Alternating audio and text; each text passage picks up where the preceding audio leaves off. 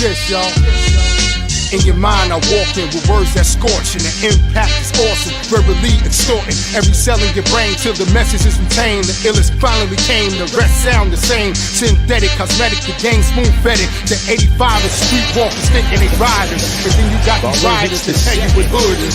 Ask for directions, don't know where the hood is. I got calm, unlock blocks and pop on infiltrators who got on through my art form. This is streets music, like drugs I use it to escape the hell and the ones who rule it. With children kill children in project buildings over chemicals that made the government billions. Meanwhile I'm watching who's scheming and plotting on my bank account and the jewelry I'm rocking. Sneakers stay clean, I push big machines, oversized words and many plasma screens. I conversate with teens and tell me what they seen. The hot shit on the scene is gangsta extreme. It's in style to die and doing time to fly. You get props for getting shot and pussy if you're not. I look at them, stare back at them, then laugh at them. Get scientific with it, just spit the math at them. Break down the whole compound with small atoms so they understand, ready for war, get back at them. Cause gangsters that I knew, they told me not to do what they was physically doing, cause this is not for you. Cause they saw my future, I was like a computer being programmed with data from legends that live major. And this is what I made of, my mind stays in a state of 9/11 related, survival orientated to keep me situated when drama escalated. I thank God I made it cause many did not make it. And all my eyes see is what could have been me. A high school dropout, killer that copped out, a John Doe found with his brains all shot out, or maybe a basehead, better yet instead, the smart kid that did dumb shit and wound up dead. It's deep in the streets with weirdos and freaks, maniacs and creeps, shake hands with the police, in the belly of the beast, the beef do not sleep, and I'm just trying to maintain what I've obtained, dealing with this. Salute, Knicks Nation. What's going on this beautiful Thursday evening? You know what night it is. It's draft night, NBA Draft 2023 tonight. Even though our team, the Knicks, don't have no draft picks tonight, but we'll see what happens, you know. But anyway, thank you for joining the Man-Cave podcast on this Thursday watch-along NBA Draft.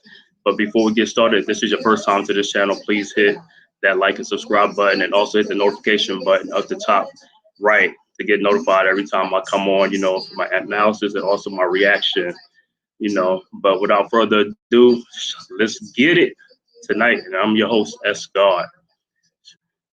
So tonight, like I said, NBA draft watch along. We'll see what happens. You know, there's some trades already being made, things like that, you know, haven't involved the Knicks yet, but who knows by the end of the night, who knows?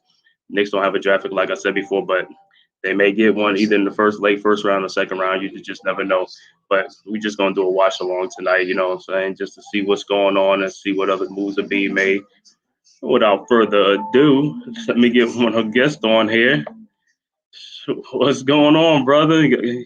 Unmute that thing, man. What's going on? This is my childhood friend right here. You know what I'm saying? First time on the podcast and all that stuff. You know what I'm saying? D, what's going on, bro? How you feeling tonight?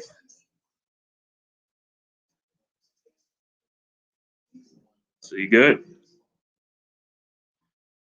Yeah, I think you might have froze up. Going on. No, you good? You good? Yeah, I'm good. Yeah, so you're gonna see what's gonna happen tonight, man. What you think about some of them other trades, man? That 3-team trade with the Celtics, the Wizards, and also you know, the Grizzlies and stuff like that, man.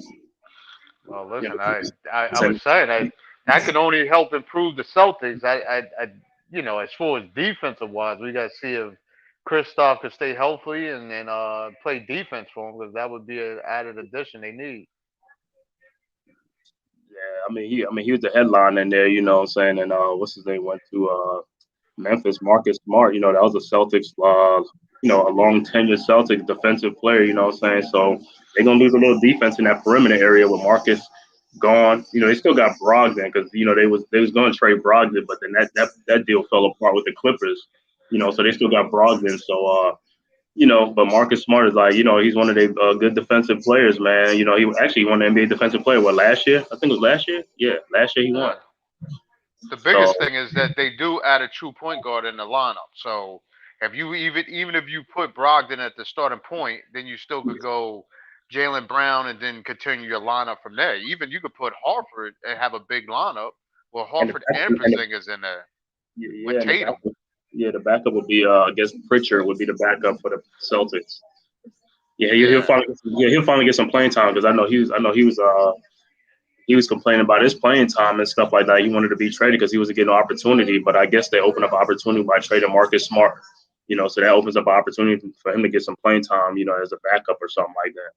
And then Williams can stay healthy coming off the bench as well. So, like I said, they just added a little depth in there too. So Yeah, I think what's going to happen, I think Robert Williams is going to start at center, and then Porzingis is going to be at the 4. Horford's probably really, going to come off. Yeah, Horford probably going to come off the bench. He's older than 2, so he could come off the bench. But yeah, but because KP, a lot of them tall players, how KP size. A lot of them guys don't like playing center. They like playing the power forward because they don't get banged around too much at the center position. yeah, Even though, but even though, that's what they're going to need. They're going to need him even down there blocking some shots. Why have that 7'3" dude on a perimeter chasing no, around no, him? no, no, no, no, no. On defense, he'll still be down around depending on who he's playing against. So he'll still be around the post. You know what I'm saying? But as far as like you remember what I mean, he's like how much pounds KP put on since he left us? Because he was like but that was like about three years ago, something like that. Exactly, but that's why you talk about the Spurs take this dude. If he don't put on no weight, what is he doing? You know what I mean? Yeah, he's They gonna put gonna on. want him to play center too. Yeah, I mean he'll put on weight eventually. He's only 18 years old, so he's gonna. Well, yeah, that's what I say. He got a long way to go. This is our Porzingis when we drafted Porzingis right here. Exactly. But also, I mean, in today's NBA though, the way the fathers play now is not really like that. Like back in the day, what I'm saying, when it was like really like lunch pail and stuff like that, because it's more of stretch fives and stuff. So it's not really like really big centers in the paint that like taking up weight. Only like Jokic. Now when you play Jokic, I mean, he gonna be knocking you around. You know what I'm saying? Because that's a Right. big deal. But it's very rare though. But he's like the only one. You know what I'm saying? Most of the centers are like like smaller now. You know, so it's not like those big plotting centers anymore. You know. Listen, that's why Denver won the championship because the things we talk about we going away from is some of the things that some of these teams do need to stay competitive. If you go away from what can help you win and start going with these mobile 6'9" centers, and then you got this dude in the post that's 7 foot, a legitimate 7 footer, you're getting killed. Yeah, yeah, but the thing about with Denver, like even though he's a big plotting center, that dude's elite, like at passing everything. Not too many big men could do that though, like the passing, and he's an unselfish player. A lot of players are selfish. He's an unselfish player. He sees things. You know what I'm saying, and he gets his teammates involved. He's a real, like I said, a real playmaker. He's a real playmaker at that position. It'd be different if all he do is just rebound or score, and that's it. He couldn't do nothing else. But he's a different player, man. You know what I'm saying? It's like this dude does everything for his team. I mean, he's not a point guard, but he damn sure is a point guard because he brings the ball up at times and fast break, he throwing the ball up ahead. He's looking for the easy score from somebody. It don't have to be him. You know what I'm saying? And that's what you need. Listen, it's all about leading.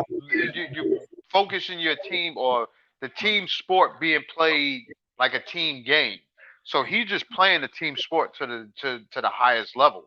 So whether you use him at the high post or not, he's able to read and react like almost like a point guard at the top of that position. But the fact is all about this.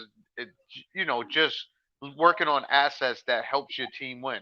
And his skill level is just what puts his team over the top with just winning. You know what I mean? Because I'm gonna those tell you those like this.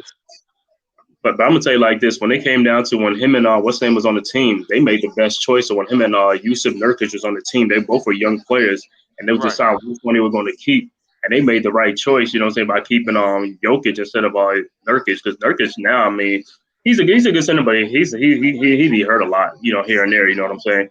He be hurt, you know what I'm saying? But they made the right choice because had they went the other way and traded Jokic, boy, you know what I'm saying? So it's like,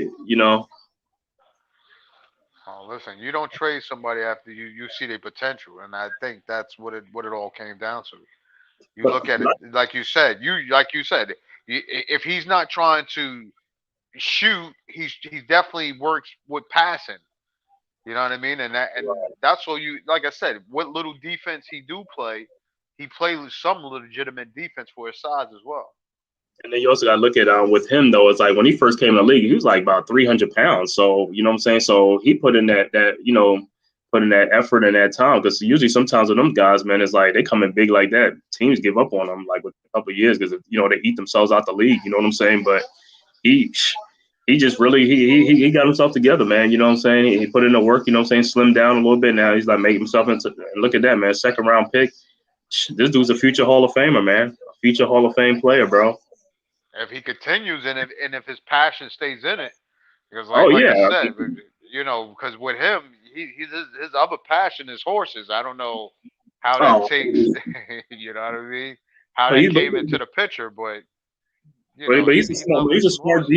he's a smart dude though. Because you look at it, like he was like holding him up until Murray got back. Because Murray been out for the last couple of seasons, and Murray's Right. a bucket getter. You see Murray, I mean, he been out for a couple of years, but he still come back and put them buckets in. He get them buckets.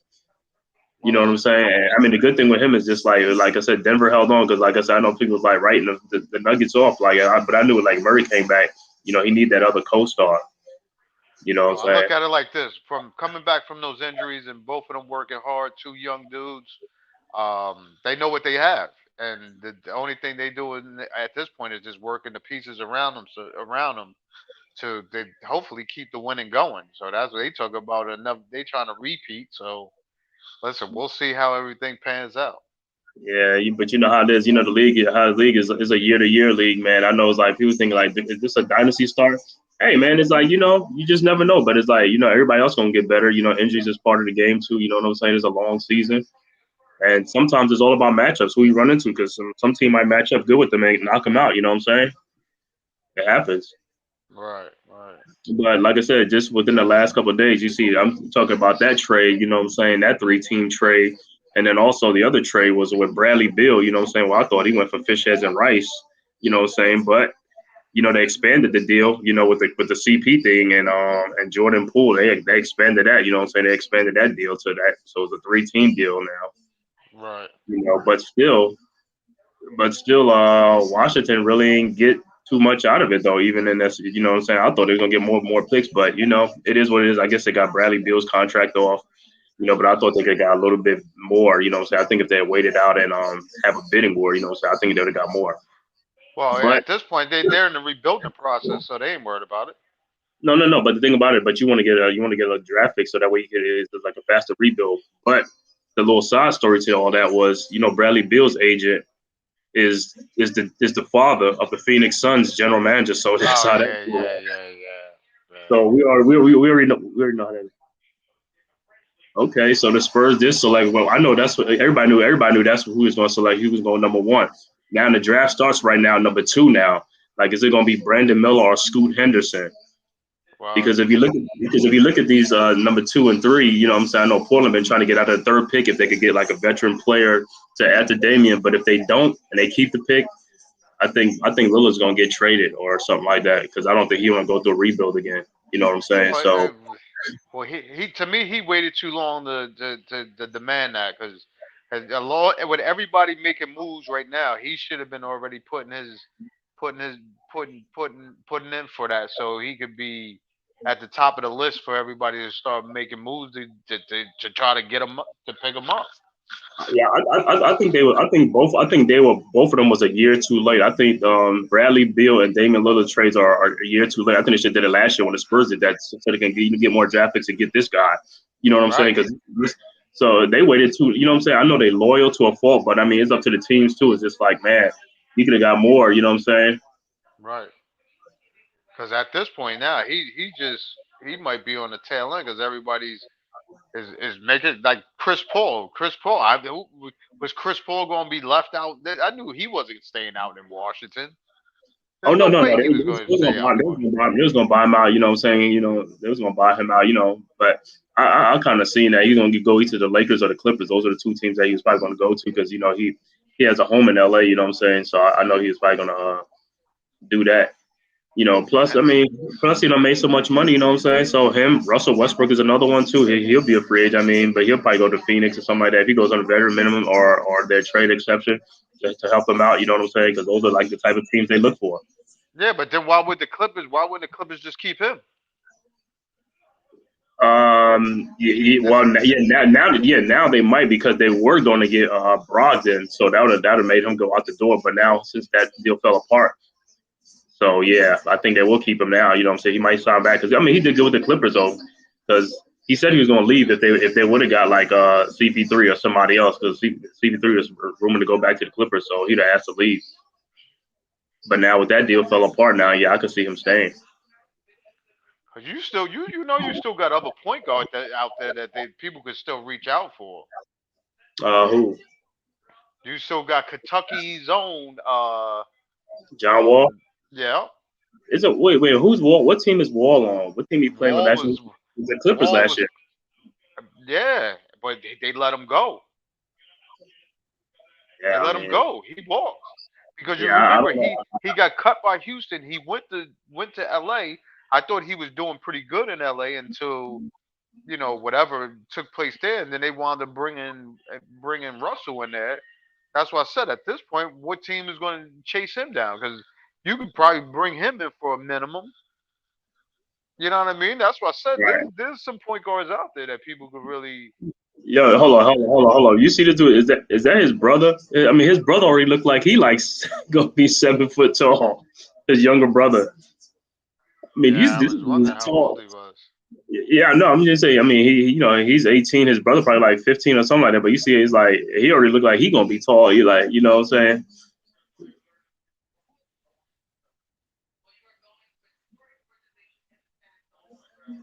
Wow. Like Yo, I said, dude, that's what I'm saying. I don't even understand what he huh? really going to do for the Spurs.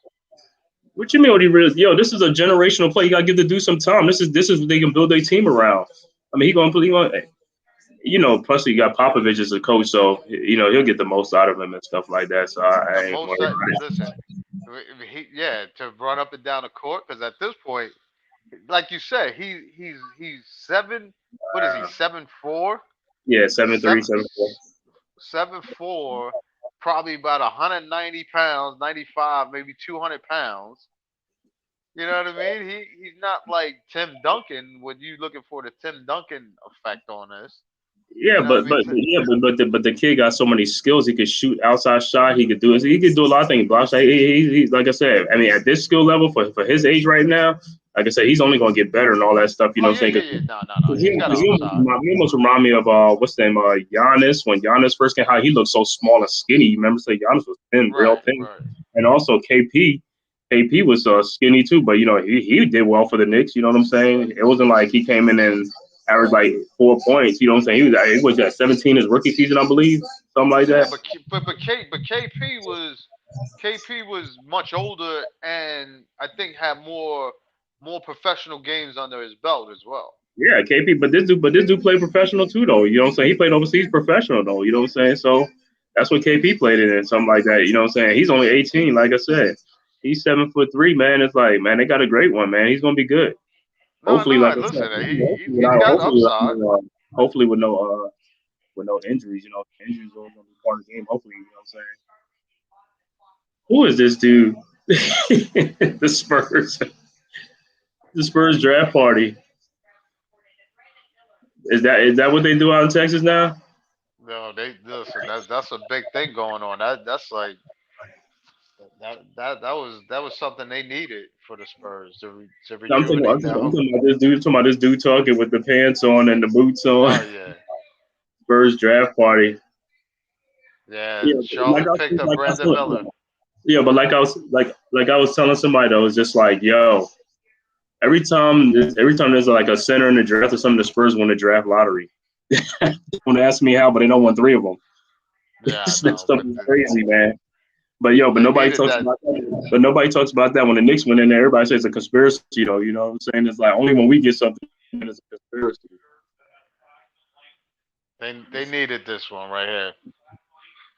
Of course. Char, yeah. They needed something to rebuild that organization.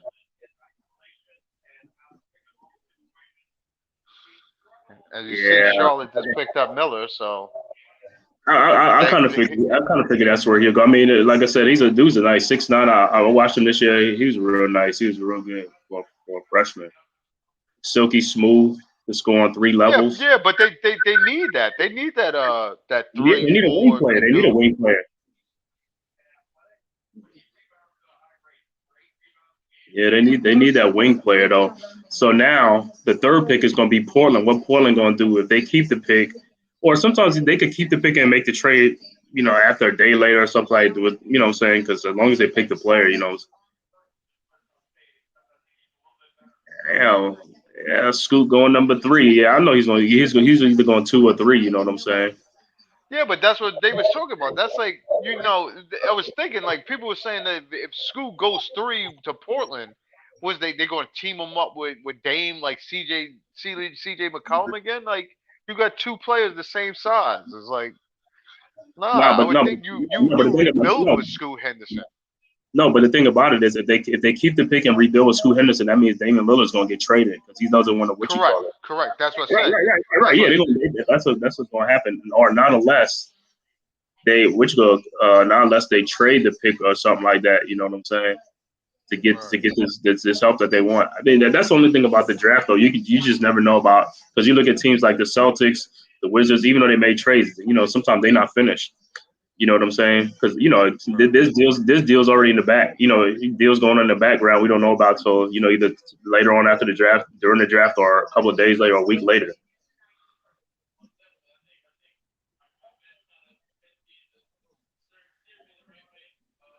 6'9".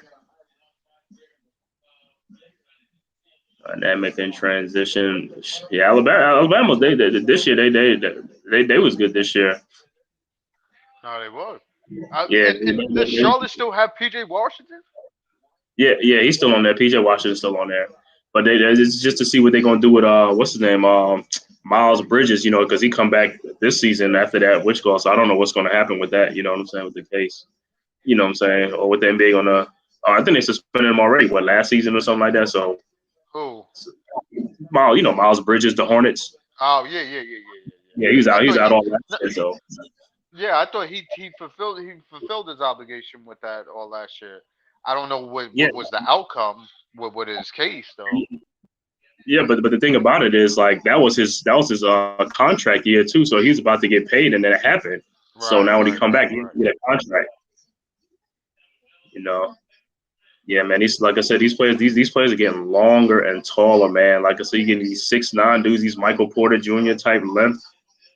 You know what I'm saying? These small forwards, and then the two twins, the twins. Both of them are 6'7". What's that? The Thompson twins. Yeah, yeah. I mean, it's like one's a point guard, one's a shooting guard. Yo, you think Smart is gonna be able to play point for Memphis because Ja got that 25 games, so they're Yeah, gonna he need gonna somebody to start that play that point. yeah, he gonna play the point because they traded Tyus. They traded Tyus Yeah, to the yeah. Wizards. So it's who is it? It's him and who else is over there at the point? I think it's just it's him for right now. Oh, I think they got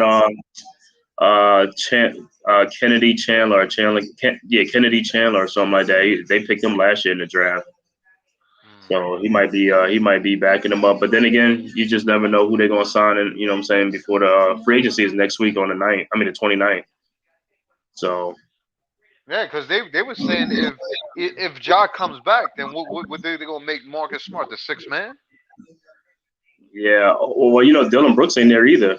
He going So now. what? You got Desmond Bain. Yeah, Desmond may have the Baines and yeah, I mean he could come off the bench or something like that because what's that? Jaron would be your 5. Oh well, I Right, mean Adams. Is it Adams? Yeah, Steven Adams is the 5 and Jaron's the 4, something like that. And then right. the small forward, who's gonna be the small forward? Who's that small forward? Can't even think offhand. Who started last year? Because that's what they were saying. They were saying that he might run off to be that sixth man, but I don't think he want to get this far in his career to be traded out to be coming off the bench. Well, listen. As long as he got his contract, you know what I'm saying. No, no. Everybody He should be got happy with their to win, you know what I'm contract. saying? Nah, when you get your money, you got your bag. You good. But I'm just saying, at that point, you on a young team now. Now it's like you going from a like somewhat veteran team to a younger team to say you coming off the Yeah, bench. yeah. But you know what though? It might be good. It might be good for him, and it might be good for them. They need that leadership on that team. You know what I'm saying? Because that's one of the things I think they were lacking though. somebody to get them in line and and stuff like that. Just like how you watching that Denver series, you saw how KCP was talking to them dudes on the bench, right, and some of them timeouts. You need guys like that on your team. You don't need your veteran guys to be quiet. You know what I'm saying? We need guys who are gonna talk. You know what I'm saying? Take some of these guys under their wings and be like, yo, man, what you doing, man? I mean, with Ja, it's like he could get Ja under, you know what I'm saying? And get these guys is like, because I mean, the talent is there. They just, like I said, they just gotta, you know, get it together. You know what I'm saying? I mean, 25 games, that's a big piece. You know what I'm saying? They're gonna miss for that first 25 games. You know what I'm saying? Wow, yeah, he finally got his pickup. Well, listen, he going where he know he's going. So Cool. Scoot, Well, yeah, he in Portland, huh? yeah, he in Portland. Anthony Simons. Yeah, that dude, yeah, he can shoot. Yes, Anthony. Yes, Who? that's what I said. He's still Who? because Portland still got that nucleus core too. Yeah. Portland still got what's that? They got who they got? Well, I mean, I think what's name a free agent? Grant, because I think they want to re-sign him back. What's his name? Jeremy Grant. Jeremy Grant. Yeah. Yeah, but like I said, if they decide to break the team up, they're gonna get rid of some of them players too. You know what I'm saying? If they blowing it up, Yeah, if they but then why sign Jeremy Grant then? Let Jeremy Grant go to a team where he could help them win as well then. who? Jeremy Grant. Oh yeah. But that's what I'm saying. But the thing about it, like with Damon is like, yo, trade that third pick for an established star so we can get him over here and get it done. If they can't get that third pick for that the type of player they want, then he gonna be like, you know what, they probably gonna honor his thing, just trade him. Because there ain't nothing else they gonna do, bro. It's like, yo, the dude don't give you what 10, 11 seasons already in Portland. It's like, yo, come on, man. You gonna do something, or just let the dude go to a contender, whatever. You know what I'm saying? And for the Ignite, he played point guard, didn't he? Scoot, yeah. He from here. He from I think Marietta or Alpharetta. Scoot Henderson. I think he played 2 years in there. He played 2 years in the G League, which is good for Yeah. him. Which is good for him, though. You know what I'm saying?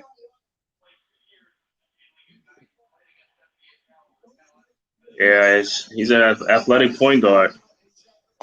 Well, that panned out for him because 2 years with them most of the time, they would be a reason why you stayed that extra year, but he still was a top pick, so that Well, definitely listen. works out. Listen. The money helps too. You're getting paid, so you can do the 2 years. Yeah, but for the Ignite, they don't pay him like that, no. Ooh, to me, these dudes are getting like $500,000 or $800,000. They get the top players, even a Word? million. Yeah, for the top players from a high school, that's what they paying these guys, man. $500,000, $600,000, $1 million, depending on who it is. For the Yeah, G League. yeah, not the G, but the Ignite. He played for NBA G League Oh, Ignite, and those teams that's in the G League, but those are the ones that get the high school players and people like that, and they pay them guys. Them guys get paid. The high school players get paid. That's why them high school players, some of them they be thinking about G League or college. well, And at that's that point, you shouldn't go to college then if they're gonna pay you like that. no, but see, but no, but it's different now because college now got that nil deal. See, so the nil deal, you still get like either $1 million depending on who you are. You see what I'm saying? So college, that's what college came up with, that nil deal to compete with the G League, because the G League was paying these guys like 500,000, and college couldn't pay them. But now with the nil deals, yeah, you can get that type of money as a college player. The star college players get like $1 million depending on how many nil deals they get. Hmm. And that's another big reason why you see all these transfers and things in football and basketball, because of nil deals. Dudes are leaving schools. They start, but they leaving schools to go for a bigger nil deal somewhere else, and they steer into a different school. And that's why this nil deal is really getting out of hand. I mean, it's good for the players, but that's why you see so many transferring. You be like, man, this dude was just playing the season. He averaged like 20 something. Why is he leaving? It's like, bro, he's going over there. He's leaving Kentucky and going over to Michigan because he's getting like about $1 million and some for a nil deal. Word? Went transferring over to Michigan? Yeah. I'm just giving you an example. Like like Hunter Dixon. That's why he left Michigan. He went. I forgot where he went to Kansas somewhere. He got a bigger deal somewhere else, so he left. And the transfer portal now, you can leave. You don't have to stay there. You don't have to miss a season. So you Who's paying them this mill deal? Is the school paying them the no, mill no, deal, no, no. or Companies, no companies. Companies are paying them. You know what I'm saying? There's companies that's paying like Bojangles, different. It's a whole bunch of. Let me tell okay. you something. Let me tell you something. Even there's even some car dealerships, bro. Some of these dudes are car dealerships, like Lexus of what you call it. They'll do a nil deal for like one of the big star players in college. I Like don't there's something with this, but I think that's just I think that's more or less like, yo, they doing giving you that big giant loan, and you just caught up in like nah. It ain't no loans. Those are just straight your money because, like I said, they sponsor you and things like that. And that's why in college football, Nick Saban was kind of mad because it's almost leveling the playing field. Like Alabama's getting all these star players, but now these guys going to other schools too now because of the nil deals. Now the nil deal is leveling the playing field for people. And look at Angel Reese. She got a nil. Her and what's the other girl, Floyd. They got like a $2 million nil deal after the tournament. See what I'm saying? what? So they don't have to leave. Yes, they don't have to leave school. They can stay in there now. You know what I'm saying? That's what they were saying. It's like, yeah, I'm getting paid nice. They getting paid more than WNBA players. They get That's what I'm saying, because I read her. I read something where she was talking about she wasn't in no rush to go to the yeah, WNBA because because right. of the opportunities from the commercials and everything else that was jumping on her wagon to pay her that money. Bro, that's what I'm saying. She got a Mercedes Benz Neil deal, so that's why she got a new Benzo. You know what I'm saying? Yo, I'm telling you, these kids are making out better with this Neil deal now, and stuff like this. You know what I'm saying? It's like this is like the big craze now in college sports now. Yeah, no, I thought that was just they were just leaving them to have opportunities if they Oh came their way no, for man. different. These they getting paid now, man. These college kids are getting paid now. The ones on Neil deals and stuff like that. Because Watch you gonna I didn't know. So basically, would you tell me they gave Reese and Flo a mill apiece? Because I know they didn't get 2 mil apiece. no. I got like a thing. I don't know if she's getting two. I know she's getting at least $1 million, but it's not just one nil. It's like more. It's like the nil deals don't have to be just one. It could be like two, three, four different companies with nil Oh, deals. okay. Because but see now the college coach is saying it's not fair because one player is getting paid so much compared to these other players. The other players is not good. But hey, that's the name of the game. If you good, you're gonna get paid. If you're not good, you're not really gonna get too much of a nil deal. You know what I'm saying? That's that. That's your problem. You know what I'm saying? Right. No, if you get star players, it's like, hey, they're gonna get nil deals. You know what I'm saying? And these kids are taking advantage of it. It's like, hey, take advantage of it, man. Because hey, guess what? If you don't get it, guess what? The colleges is gonna get the money. You know what I'm saying? Now you could get paid. You know what I'm saying? And you don't have to struggle while you're at school. You know what I'm saying? Uh, yeah. But Well, yeah, Hmm? one of the twins already went to Houston. I don't know. They breaking that up. Yeah. What's his name? Thompson, right? One of the Thompson twins going to Houston. Yeah, Amen is going there. And then his brother, Asor.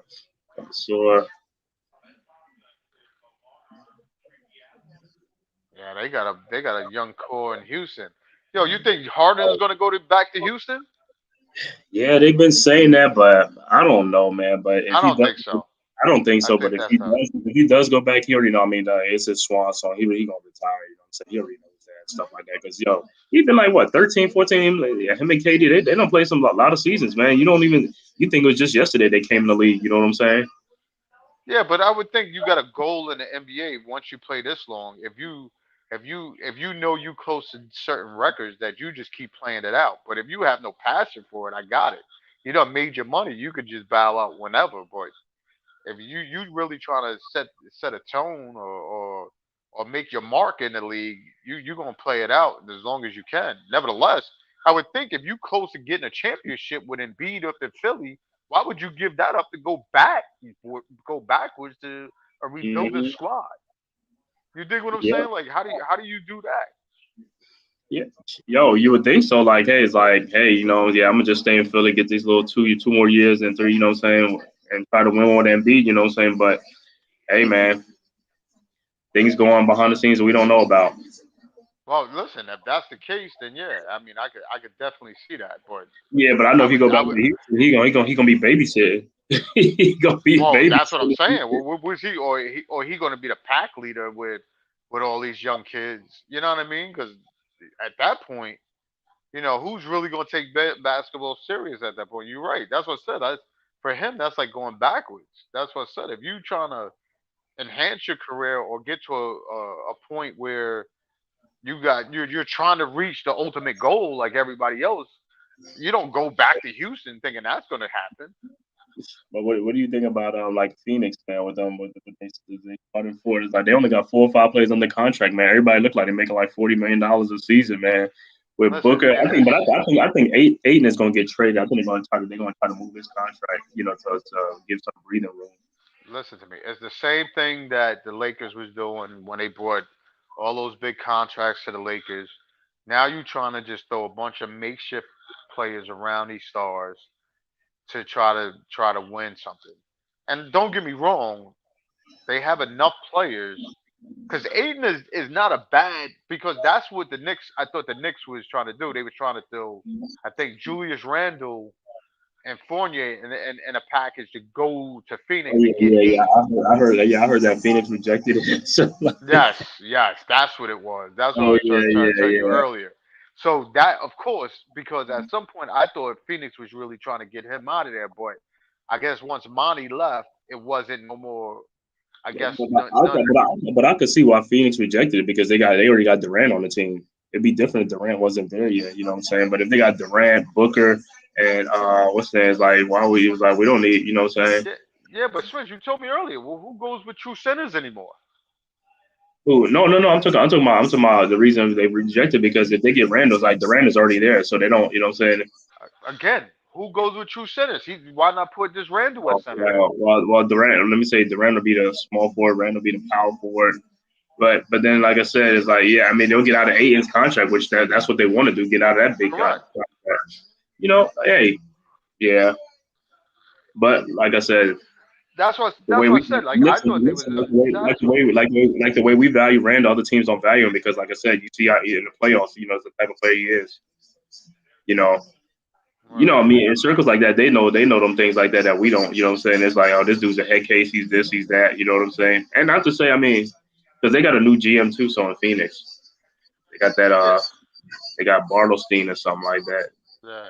But the real talk is the Knicks ain't really trying to ship no Randall nowhere. And I think that was just whispers or just rumors of some sort that they was trying to see where it go, but they was not trying to give because to me, if you trying to really give up something, you give up like Mitchell Robinson and Fournier and throw some other contracts with some draft picks just to ship them over there. You don't you're not really trying to ship no Julius Randle over there to make that happen. And that's what Phoenix would need. They would need more role players to be on their team than anything. Hmm. You can't add more starters because they right now they don't have that cap space to be playing with all that. And them dudes is like, let me see, Booker's 40. Bill is 40 something. What's his name? Yeah, Durant is 40 something. Aiton is like what 38, 40. He up there yeah, too. he's nearly 40. Yeah, that's what I said. That's they already yeah they almost over the salary cap with this them players alone. And They Phoenix, need Phoenix, and Phoenix don't even. I don't even think they have a first round pick until like 2031 or something like that. They were saying. I was like, and but they were still able to pull off a Bradley Beal deal. wow. That's because, like I said, that's because the agent and his son and stuff like that. And then plus the thing Bradley Beal had that no trade clause. So once you got a no trade clause, you control where you really want to go. Oh, for sure. They must have knew the twins was going back to back because they didn't even do the interview with the first twin. So the brothers went back to back, huh? They went back to back. Asor Thompson, and So that's nice they're though, going to man. That's nice. Detroit. Though. Going to Detroit. Oh, they're gonna interview both of them. They might as well interview both That's of what them. that's what I said. They must have knew they was going back to back. That's why they had the first twin weight up there. Yo, the first twins that go back that one like a top 10 lottery pick. Oh man, that's nice. Yeah, but then again, he's going to Detroit. They got a bunch of young players on Detroit now. I mean, that Yeah, looks good for yeah, but Monty to be have the most Houston got talent he can get. Houston got young players too. They're both on the young teams. You know, so which is a good thing. Then you go and play. You go to a young team, you go and play. You know what I'm saying? You ain't got nobody big, big time veteran in front of you. So you ain't got no Tom Thibodeau as a coach to like put veterans in front of Yeah. you. You know what I'm saying? I was saying Stephen A was talking about if they free up Lou Williams, we should fire Thibodeau and bring in Lou Williams. No, you talking about Tyronn Lue. I mean Tyrone Lue, excuse me. But I think Tyronn Lue. I think his contract is up after this season. I think that's what Stephen A was saying. But Yeah. but but uh, yeah. I was just thinking it's just like unbelievable when you watch like some of these kids. Like you watch like I watched the G League Ignite some of the games and stuff like that, and you just see it like. Yeah, them dudes they look nice when I watch the game and stuff like that. Some of the G League games. And they looking at it like, yo, it's like now these guys like, man, these guys are in the NBA. Their family is like so happy, man. Got two sons in the NBA, guaranteed at least about 4 years in the NBA. Because I mean, first round picks. Yeah. The money's in the first round is real good. So they set. Yeah, especially the fourth and the fifth pick. Yo, that's like saying, damn, who's the lucky agent to take on both twins and you top like you Right, said, right, you know what I right. mean? Yeah, who's the agent is Crazy like stuff. Yo, could you be. you gotta be you gotta be a good favor if you got you is one agent that's in charge of both of that. Hey, and it's not a bad way to start. If you're a new agent, that's not a bad way to start. No, for sure. And then the thing with the agents, like they have both had basketball and football. You know what I'm saying?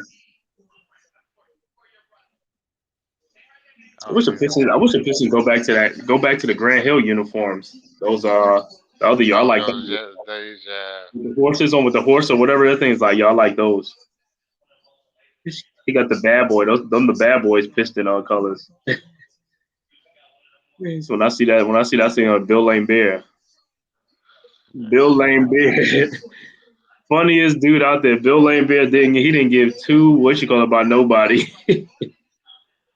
Yeah, well, he's continuing his career. I know he wants to bring his coaching talents to the NBA, but nobody's really signed him up. Yeah, Yeah, I he, think he already did. He did his WNBA thing or something like that.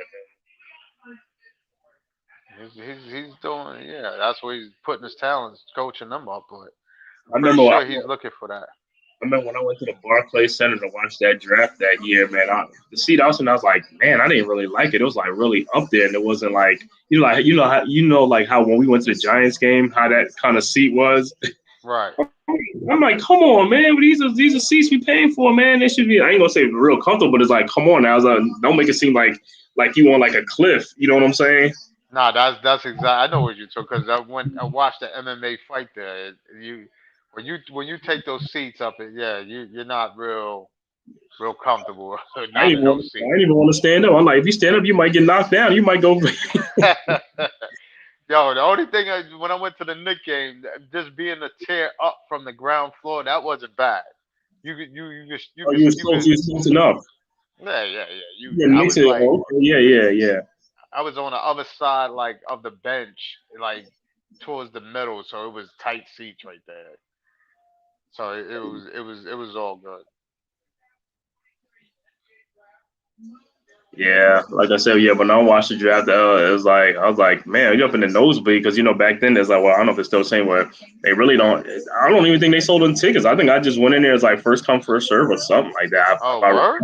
If I remember, or maybe I did buy a ticket. It was probably like, well, you know what, I did buy a ticket, but it was up in the nosebleeds and stuff like that because in the front, the more expensive ones in the front because I mean they don't you ain't gonna be on the floor. You're gonna be up in the stands. Right.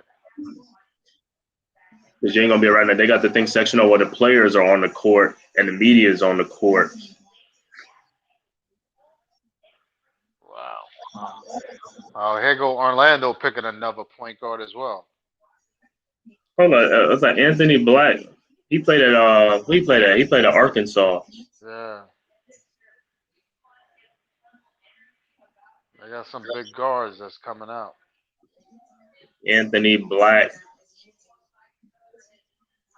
He looked like he's a two-sport athlete in high school. Yeah, yeah. He said he played some football.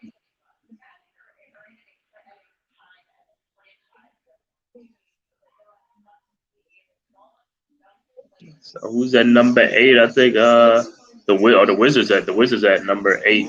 Yeah, Washington's up. Indiana's up right now. Indiana's up next, number Oh yeah, 7. yeah. Indiana, then Washington. Oh, look at what's his name. There he is. He's still in the with the NBA. That dude that couldn't play in the NBA because of his heart problem. That's who's walking with Oh that. yeah, yeah. Like Okay. that's who's walking with. He played at Baylor. He played at Baylor like about 3 seasons ago. He had that heart condition. He couldn't even play in the NBA no more. I mean, he couldn't. They didn't draft him. Nah, nah. Black is not a bad point guard. I watched him last year a little bit. He wasn't bad. Washington, Arkansas. Yeah. Because actually, they were supposed to have a good squad. They had him. They had Nick Smith, another 5-star recruit last year, Arkansas. Yeah. Ooh. He got some size. I think he 6'7" or 6'5", something like that. I think He's he got around some there. size. He got He's some pretty size. tall. Yeah, he got some size. Plus, he got the big hair.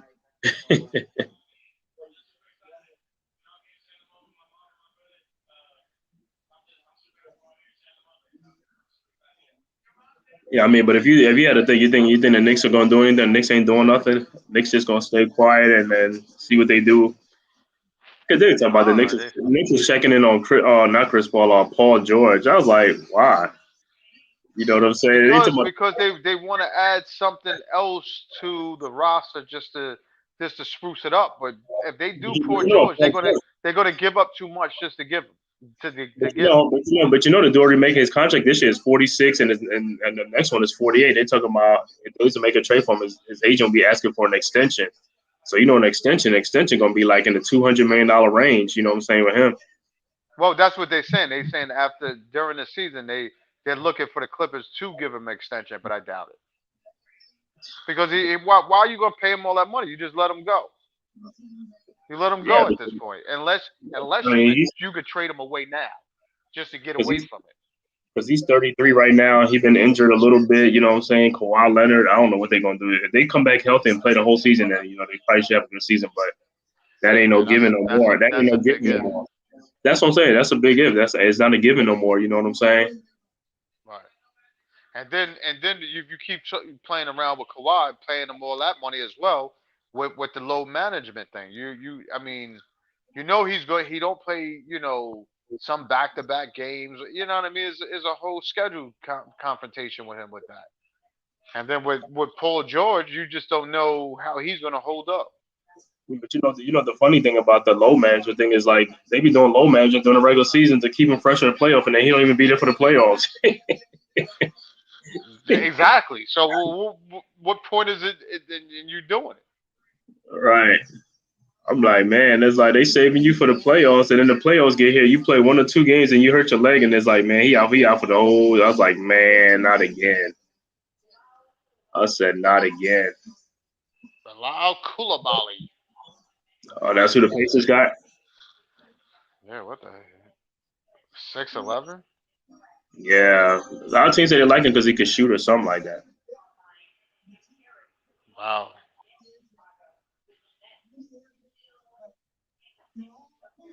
Yeah, I remember. You remember last year when the Jazz were trying to get on them picks for us because they wanted so many picks to win that first pick to get Victor Wembanyama, and they didn't even end up getting him.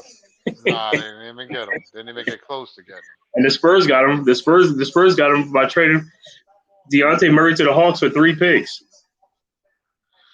him. Right, right, right. And that was even a surprise. That's what I said. How with even with the Spurs giving that. Imagine if they had him um with Murray. I would think that would have worked out better for the squad.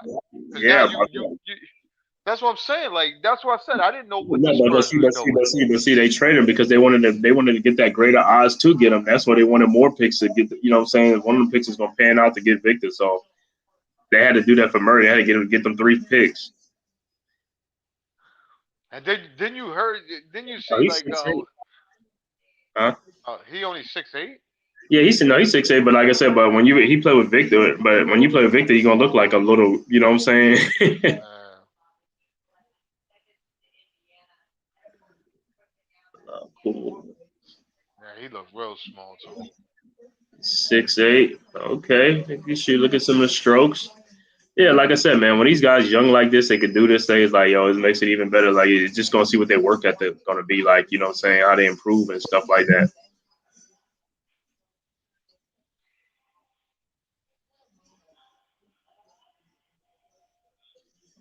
I know the Pacers been trying to trade Miles Turner, but I don't know what. It's like they haven't been able to trade him.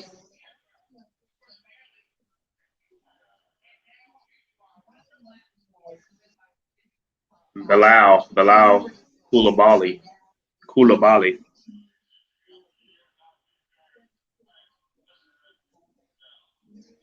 And they said he can't shoot, huh? No, he can't. He can shoot. Yeah, he can shoot. That was one of the reasons why they like had him like because he can shoot. Now he ain't no pure shooter, but it's like he can shoot. What I told you is like, yo, you see now is length, right? You seen length. You said pretty soon, like the point guard's gonna be like 6'9". Oh, that's what I was telling you. That's if the Knicks worked on getting quickly out of there, they could add more size to their second unit. I like quickly for his intensity, but he didn't show none of that last year, even in the playoffs as well. Yeah, he struggled in the playoffs, but He struggled. He sometimes, struggled the whole. but I mean, but sometimes size don't even matter because you look at Michael Porter Jr. He struggled in the playoff, and he's 6'10". He's long. I mean, he was off in the play because had he been on, it would have been a sweep. You know what Listen, I'm saying? the But the and he had a lot of good looks. He had a lot of good looks. He had a lot of good looks. and what did I tell you? You see how they capitalized on the size advantage Oh, of that they course. should have Yeah, capitalized on. yeah. Because Like you even see, even right, even right. if Porter played, if he was able to play for his size in the paint a little more, they would have killed him. I They would know. have That's killed what him. I'm saying. I know because, like I said, when you see Aaron Gordon was killing whoever, as soon as you seen like Struess or somebody get on, he was killing them. Struess. I mean, you went from Struess to Duncan Robinson to whoever. They couldn't hold him in the paint. Nah, they They couldn't. He couldn't knew that. hold I him mean, in the he paint. knows that. He knows that. I was like, yo, that's what you got to do. You got to punish them. Punish them. What do you mean? Like the Knicks should have punished him. Come on, who could hold like those dudes couldn't hold. Hold up. Julius Randle want to do pull ups on the point guard. Like get out of here, dude.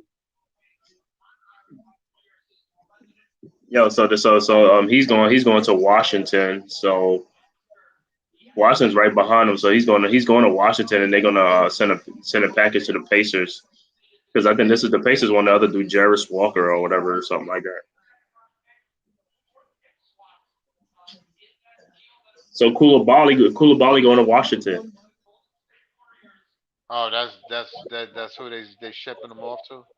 Yeah, they picked him in front of Washington so that way because they didn't know Washington wanted them, so or they picked him for him, you know what I'm saying? But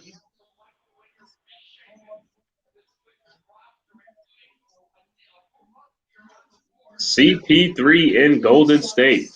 Mm. I wonder how that's gonna work out. Yeah, I know. So what is he? Is he? So what is he going to be starting? It's going to be him. It's going to be him, Curry, and Thompson. Nah, he's a six man. He's gonna get the six man award. Yeah, He's gonna have to. He's gonna have to. He's gonna have to. They're gonna have. They're gonna. There's no way. But they still have to see what they're gonna do with Draymond Green. no, Draymond opted out, so it's up to Draymond was going to say he's going to sign back or what he going to do. He opted out. He opted out at 20 what, $26 million.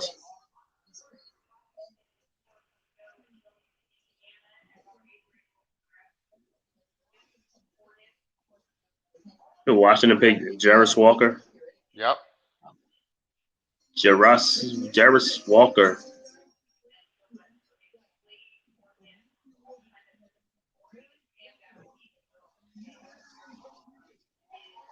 So Utah's up at number 9. Let me see. Dallas. Dallas has our pick, but Dallas might keep the pick or they might trade the pick somewhere else. Because Dallas always want veteran help. Well, Dallas they still need to see what they're gonna do with Kyrie. Kyrie's not coming back there. Hey, Ola, you think Kyrie's gonna go to the Lakers and screw the Mavericks? Well, at this point, if it would screw up the whole thing if CP was going to go to the Lakers, then Kyrie might have went back to Dallas. But with that being the case that Right, he's going to right. Golden State, it only leaves for Kyrie to leave his options open for it. But I don't know how they're going to swing that deal to bring him on there though. I'm saying with Dallas, Dallas got to be careful because they already watched Brunson walk away for free. You know what Oh I'm no, saying? no, no. See that's the biggest thing. None of these teams really want to deal with Kyrie on some max stuff. They want to just get him like a 2-year deal, but he wants the max. So Right, but the thing about that it with Kyrie is like I can see, I see what the Kyrie thing is like. The Nets was like, yo, you got to play at least about 70, 80 games, 70 something. Like I could see it's like, bro, if you want that money, yo, that's how you got to put the incentives. You got to play more games. It's like you be out a lot. Or he be sitting out because if something going on politically, then he wants to take away from time from work. It's like Kyrie, you're playing basketball. You're not an activist right now. listen, that's he's only 6'7". Damn, 6'7", three quarters. Yeah, but I don't know. I don't know if he got that pop in his leg. You know, like how Jericho Sims got that pop, like he pops off the ground. I don't know Yeah, if he does it now. I got to see. He played in Houston. Houston, with Kelvin Simpson. He be having them like tough. Dudes be putting like tough players. He almost like a. He's like the big man. Jarris Walker. now, what's up with your boy Zion? Yo, Is man. Yo, Zion done got himself into some trouble with these females. It's like Zion, bro. You over here, you missing so many games, and this dude is like missing games. This dude he doing more work off the court than he doing on the court. It's like, bro, you need to lay low, get yourself in shape, get healthy, and play.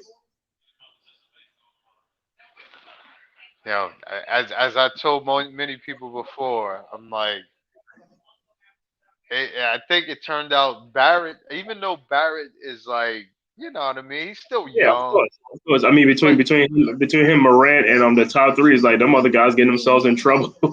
yeah, but not even just that. It's just that Barrett has turned out to be a better pick, even if we got the opportunity to get the number one pick. Right. I mean, the durability and all that stuff, and because that's the best of availability is the best ability. You know what I'm saying? You Yo, can't. especially if you see year to year the young dude is improving. Man, let me tell you something. You watch these other podcasts because I be on some other podcasts, and the way they be talking like with Barrett is like they was like, man, we need to get what's name, man. He gonna be an instant upgrade over Barrett, OJ Anunoby, and all this stuff. He's a great defensive player. He's this and I was like, bro. Sometimes you gotta be careful what you wish for. You might see them as like, and a lot of times these guys don't even be watching these other team games. They just see them when they play us. Just when they play us or something like that. It's like you gotta watch their whole season. Yeah, but you Obi is not playing bad either. I can't take No, that no, no, away from. I mean, I'm not saying he's a bit much bigger dude. His strength. I mean, his all around game is. I don't know, dude. Listen, that's tough. That's yeah, tough. but If you make a comparison now, who would you say is better? I mean he's a better defensive player than Barrett, but as far as scoring, I don't see. I mean he could score, but I don't see him like like he's not like one of those exceptional scorers. You know what I'm saying? It's No, no, almost I like didn't ask you that. no, I no, no, said no. who if you had the opportunity now to see what it and take a pick out of the two, who would you take? If I had to pick out of two, I'll still stick with Barrett. Word? Okay. Yeah, Okay. because I feel like with Barrett to me is like how can I say it? Like I said, and I keep telling people we don't have the right coach. You don't because a coach that you have is supposed to put you in the best spots. I keep saying that. I keep going back to the Giants. See how the Giants players played before we got this coaching staff.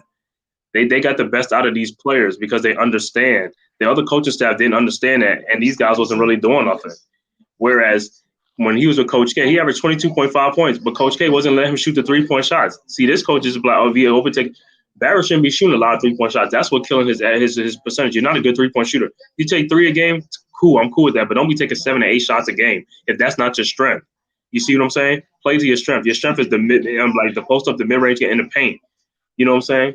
Because when he was at Duke, like I said, he wasn't well jacking put up 3-point shots. He wasn't jacking up 3-point shots. And if he did, and if he was missing, Coach K will yank him out the game and sit him on the bench and talk to him. Now listen, I can understand. Like, listen, if he's 0 for 5, at that point he should give up that shot. But my biggest thing in that to say to that point is, if he's open for a 3, I'm not telling him to turn it down though.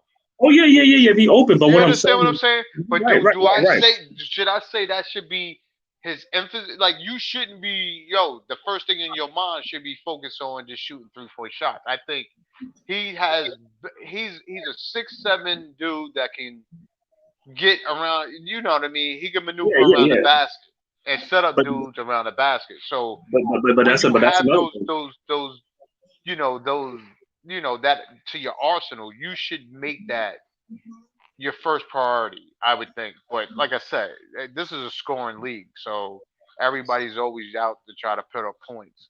That's Julius Randle for his size. Why is he always just pulling up jump shot? You know what I mean? Like, go to the basket.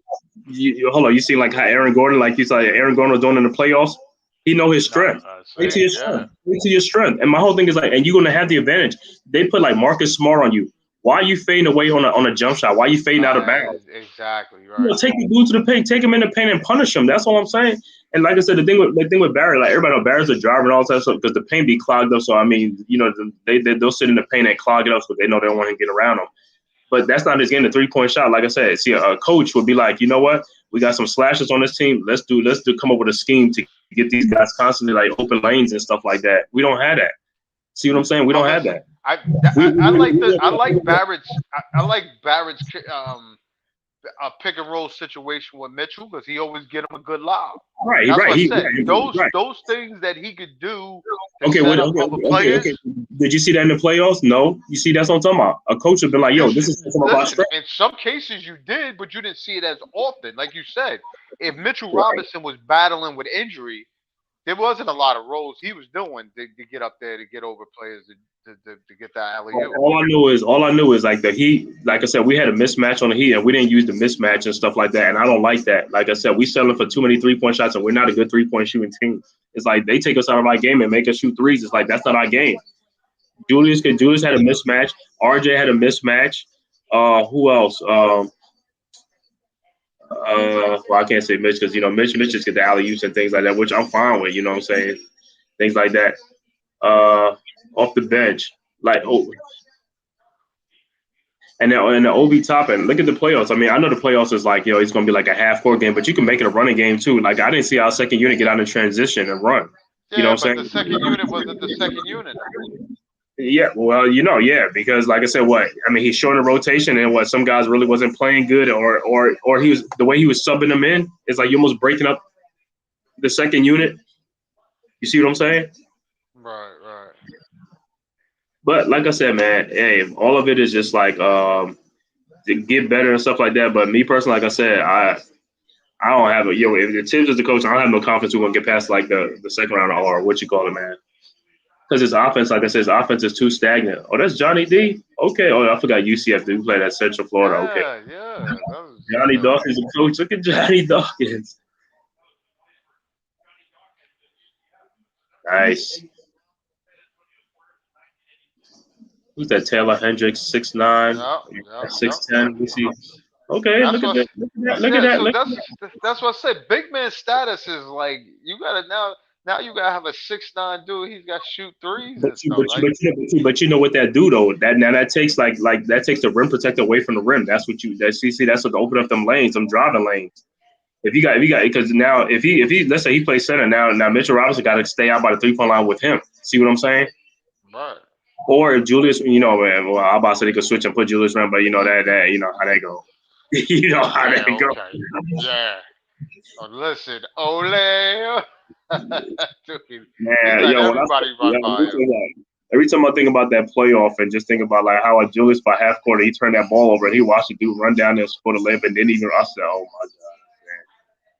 Listen, man, I was like, I know your foot was hurting, but it's like, there's more than he's like, but still, man, you can't do that. You can't give up on that play. You made the thing. You got to go there. You got to at least make an effort. And then he began mad at getting mad at his teammates. You the one that caused the turnover.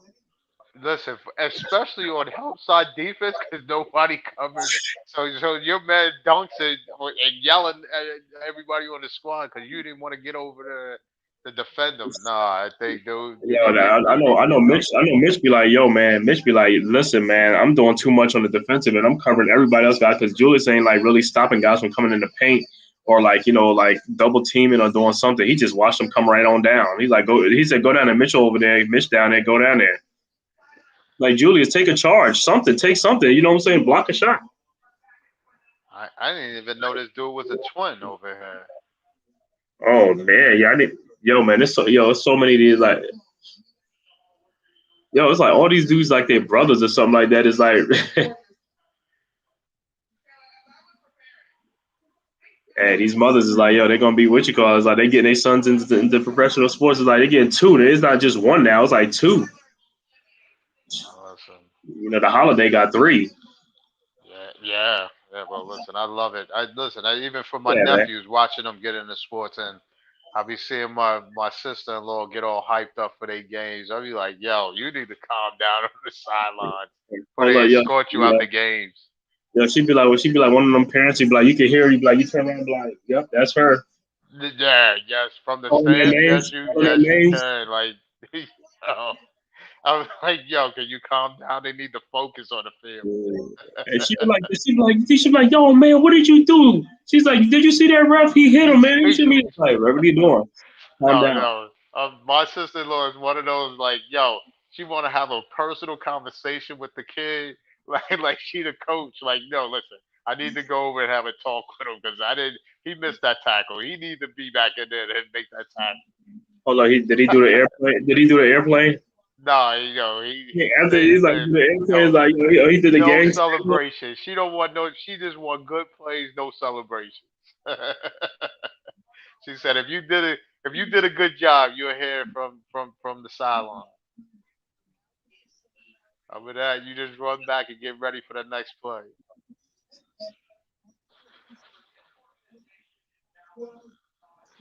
But yeah, this Utah loading up with another 6-9. There. What is Dallas gonna do on the clock now? They said Dallas trading the pick to Oklahoma City at I think Dallas will go back from the 10th to 12. Oklahoma City's at 12, so they switching. So they picking a pick for the Thunder.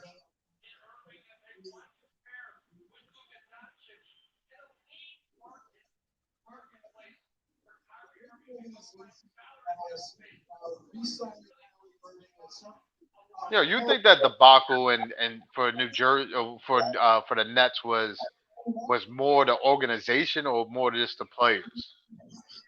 I think it was the players because the organization let them come, let them do what they want to do, and then they came in there and they didn't do it. The organization gave them every opportunity though to put people around them that they wanted. You know what I'm saying? And what they wanted that coach going right. They wanted Atkinson going when they first got there, right? They got rid of him. They brought in Steve Nah, Nash. they wanted it. Oh yeah, they did. But They got rid of no, Atkinson because of Kyrie and Durant. And then they brought in, and then they got the coach they wanted. They got Steve Nash. And then that was it. It went downhill from there. Injuries was part of it. They was missing games and stuff like that. But yeah, man, it was a downright debacle. Nothing went right. And then especially when they got swept in against Boston. Oh my God. Like,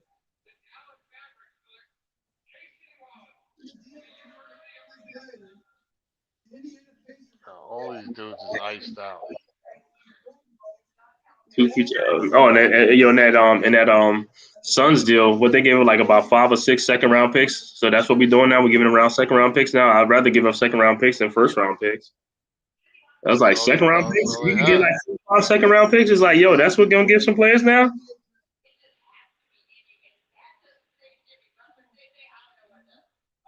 So Case and Wallace is going to OKC. Yep. He's gonna be with Shea Gilgis Alexander. Exactly. I don't even know where that makes sense, that pick, but okay. What's that Shea? Shea Gilgis he averaged like almost 30 this game. He almost averaged like 30 points this season, like 28, 20, 30 points.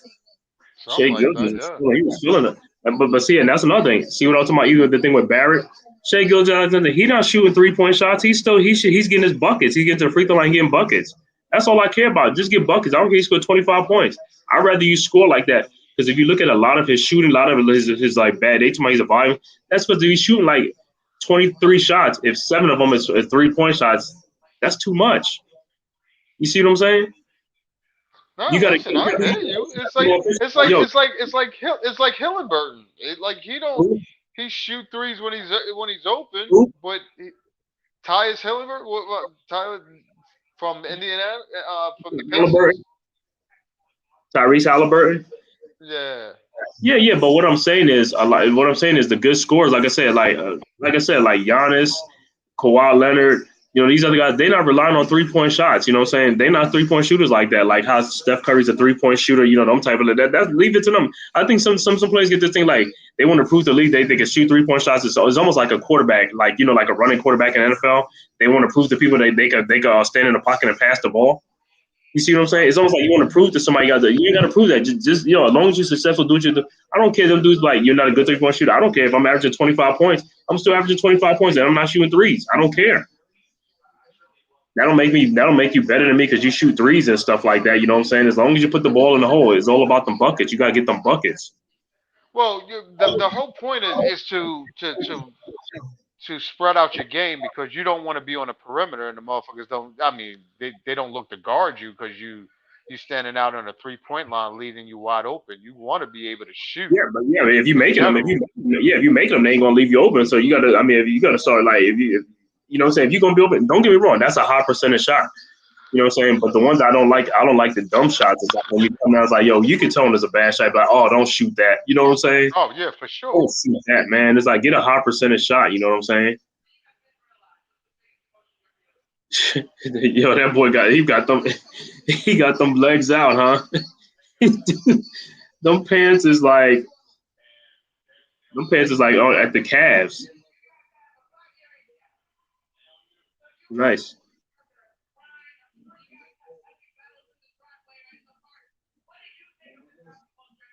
Jason Wallace.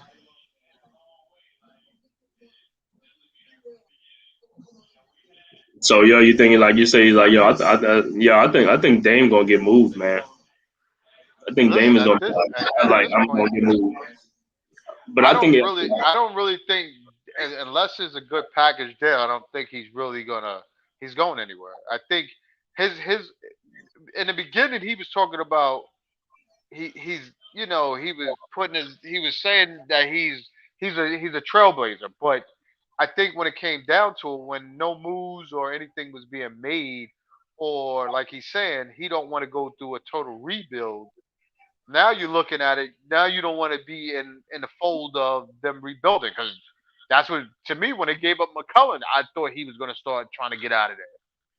right. I You're mean the like you're writing like was on the you're like wall. Like like dude, what are you doing? Why aren't you putting in your like yo? We need to start doing something different. But he got hurt, I guess. So you don't make no noise while you hurt to try yeah, to but you gotta look at it. Once they got rid of change the McCollum, it's like factors. once they got rid of McCollum, he's like, yo, you know what? It's time to go because it's just me and him right here.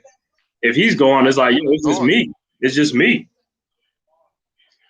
But I think it's like if he do get traded, I mean they was asking on the podcast like who he could see. So he say going to Miami or Brooklyn or something like that. He could see going to Miami, and so Yo, that they the was Heat even is talking about would that be a smart deal to deal Zion to Portland for him? yeah for the number 3 pick. Because I mean because Portland. Well, you know what Portland does want. I mean what's the name? The Pelicans do want Scoot Henderson, so that could be a deal. But I think they were even talking about number 2. To the Hornets and stuff like that is going, you know what I'm saying? But I think the Hornets want Brandon Ingram. They'd rather get Brandon Ingram in a trade. Wow, look at this, dude. No, I don't that even know where that makes sense, dude. you talking about that trade? Nah, Jet Howard went Oh yeah, to Orlando. yeah. But see, some of the things are like this. I gotta say, like you gotta watch later on. Like they probably pick it for somebody. You just never know. You know what I'm saying? Right now, it looks Well, like this. well. Let me tell you, Orlando just got Jet Howard, which to me, Then again, they got Pablo, so I didn't know where that made sense. But picked up Anthony Black Right, or they pick up whatever, Anthony Black. and then they still got what's the name? They got the Sixers first round pick. He's still It's about there. folks. Yeah, Fultz is still Yeah. there. They still What is Jet they Howard? still got Anthony there. I gotta see what Jet Howard is like, cause I didn't really see too much on Michigan. No, that's what I'm saying. I didn't even know where that made sense. Where they picked him up. No, that's what I'm saying with Jet Howard is like, what is he? He got to be like 6'7" or six something, cause I don't. I He think ain't he's like 6'8". He's 6'8". yeah, cause his dad was like he ain't taller than his dad. He's not taller than his dad. Nah, his dad is like 6'9", Jace, 6'10". he played with Jace at Michigan. His older brother Jace. They 78 3-point field goals last season. I mean,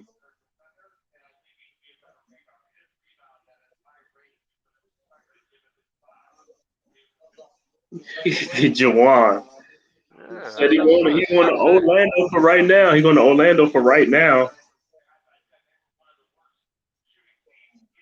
I gotta see what is he? What is his position? Is he a shooting guard, small forward? What is he? What do you mean he's 6'8"? What do you mean? I want to see what he's a shooting guard or he a small forward. I mean, what is he? I mean, I gotta see what is his game. Is he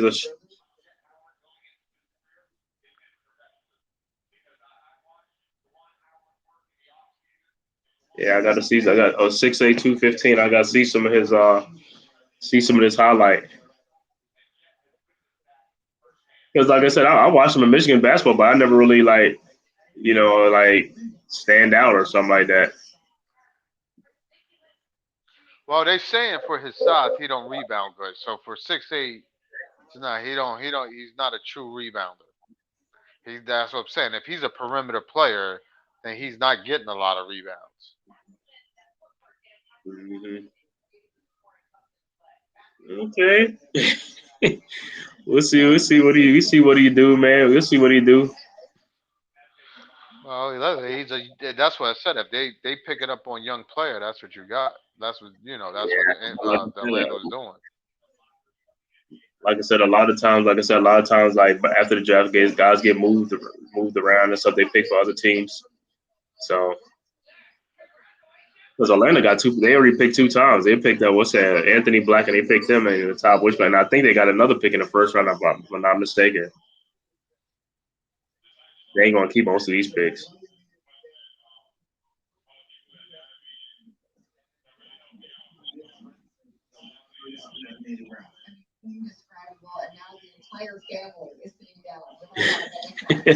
Yeah. he said, he said Jet. Yo, what's the name said when the Pistons pick came up? What's the name? The commissioner. He's like Detroit Picton or Pick. He said Pistons. He had messed up on the Pistons name or something like that.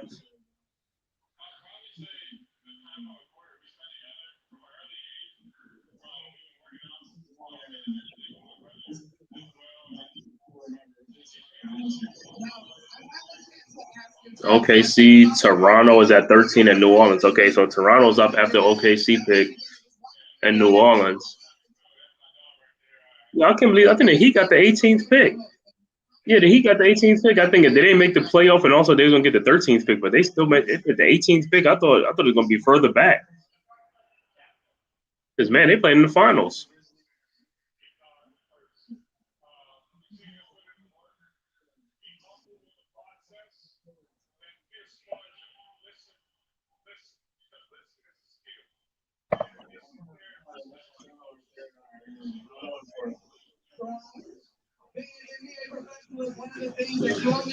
The Fab Five. Them dudes had the long shorts.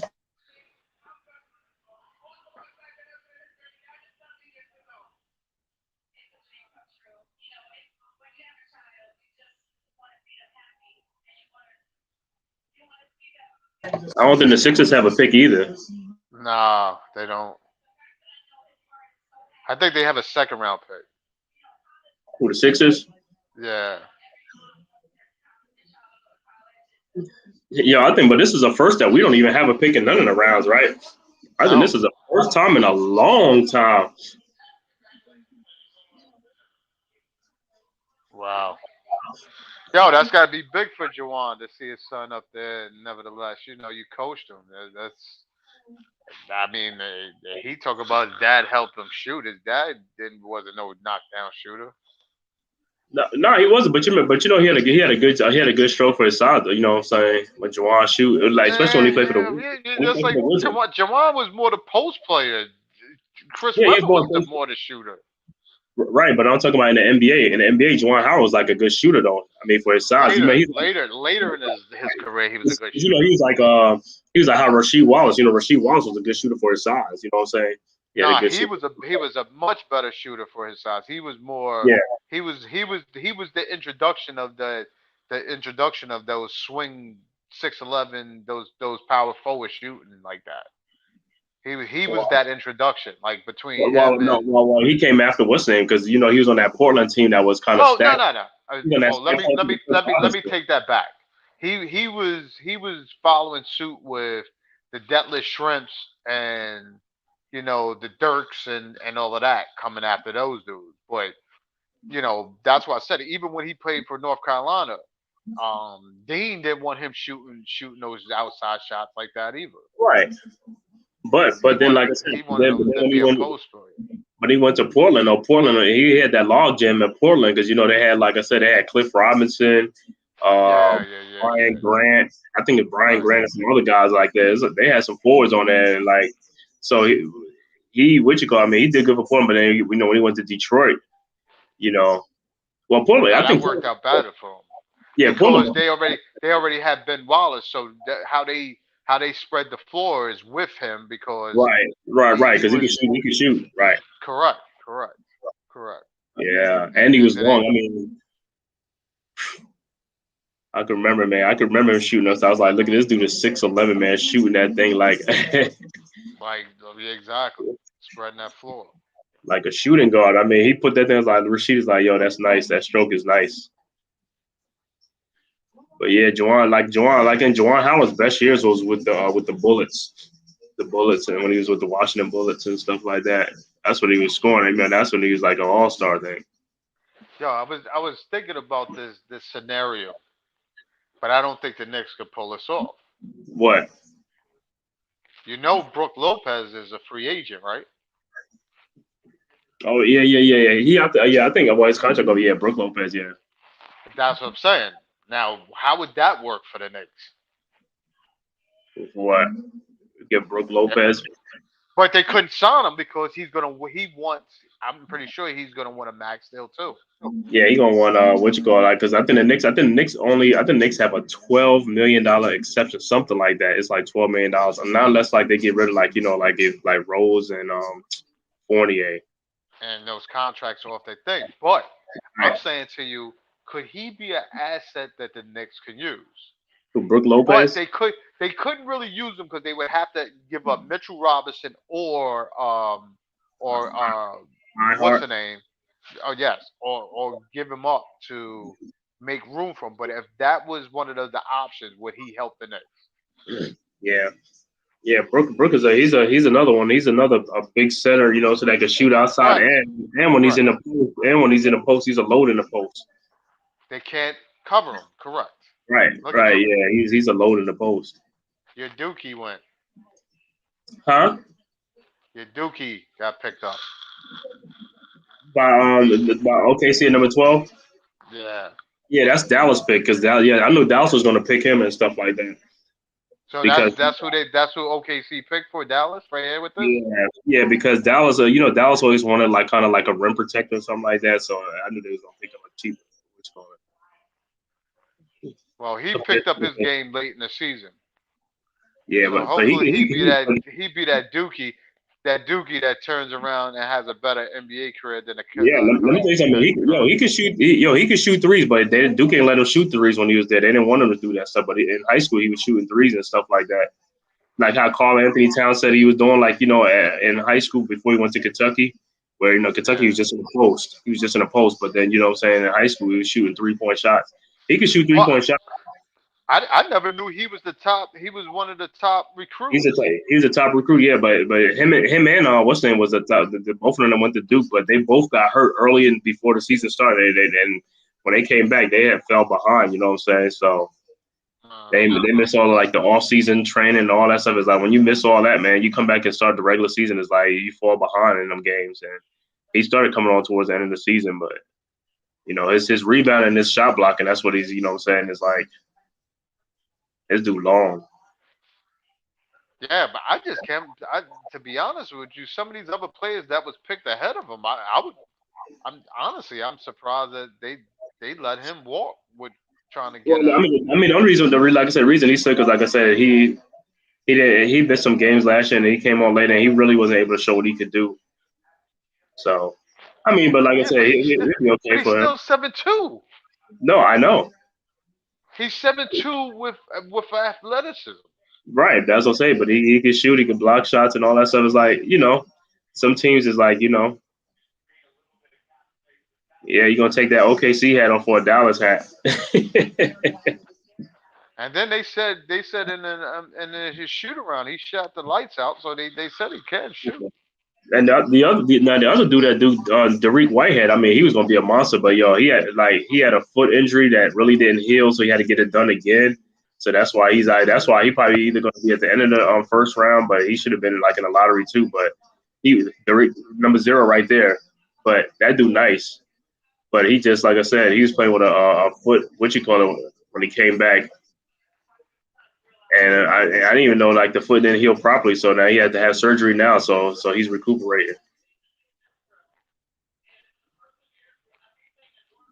Derek Whitehead, he's from New Jersey.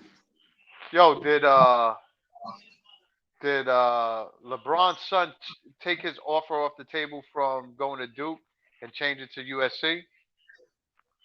No, Because I Duke didn't get him an offer. I mean, because once Coach K retired, I mean, LeBron wanted him to play for Coach K and stuff. But once Coach K retired, yeah, Duke never did. oh, They okay. didn't recruit. They didn't recruit him after that. You know what I'm saying?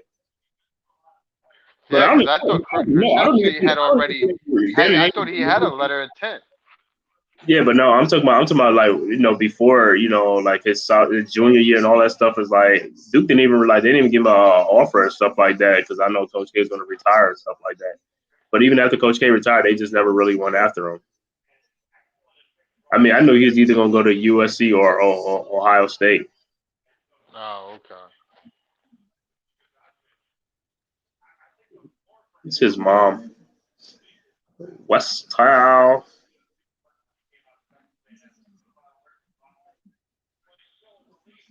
Shire. Well, we're gonna see what the Raptors gonna do at 13. What's name opted out of his contract? The point where you're talking about Van Fleet, he Yeah. opted out, so he's a free agent. Fred Van Vliet. So we'll see where he goes. Or you think he's gonna go back to Toronto? I don't think if he outside of his contract, maybe he could go back to Toronto, or maybe these guys we know they be knowing they have a feel like where they're gonna go and stuff like that. Well, listen, I would think when you opt out, you already putting the team on traction to make moves to see what they could do to either keep you or look to replace you. So that's what I'm saying to you. I don't know what that means unless they just trying to restructure a deal to bring them back. I don't know. No, but what I'm saying is, if you opt out at 27, you're going to get more though. That's why you opt out because if you didn't think you're going to get more, you're going to be like, I'm opting in to get my money this year, and then after I'll be a free agent. So him opting out, and then plus, I think they got that what's that the CBA I think is coming up. I think the salary is supposed to be more. I think the salary cap for the NBA is supposed to be more. I think so. That's why some of these guys are positioning themselves and stuff like that for to get paid because they know the contract is about to be bigger. The salary cap is going up. And then some guys, this is their last contract. They's like, hey man, instead of waiting a year for that, let me get out. Let me get out in front of it. Like how we talk about the bill deal and all that stuff. Is like they waited a year too late. Them guys be thinking ahead of time, man. They know what's going on behind the scenes. Yeah, but sometimes, like I said, that's what I was asking you earlier about that Chris Middleton Yeah, but yeah, ordeal because I don't know where that makes sense because dude, if you can't basically stay on a court for a full season, how you opting out of the money they get ready to pay you this year? Nobody should want to pay you that for the following next 2 years if you're not coming in healthy. me, that says something. He must know something because ain't nobody gonna leave 40, and Uh, that's 40.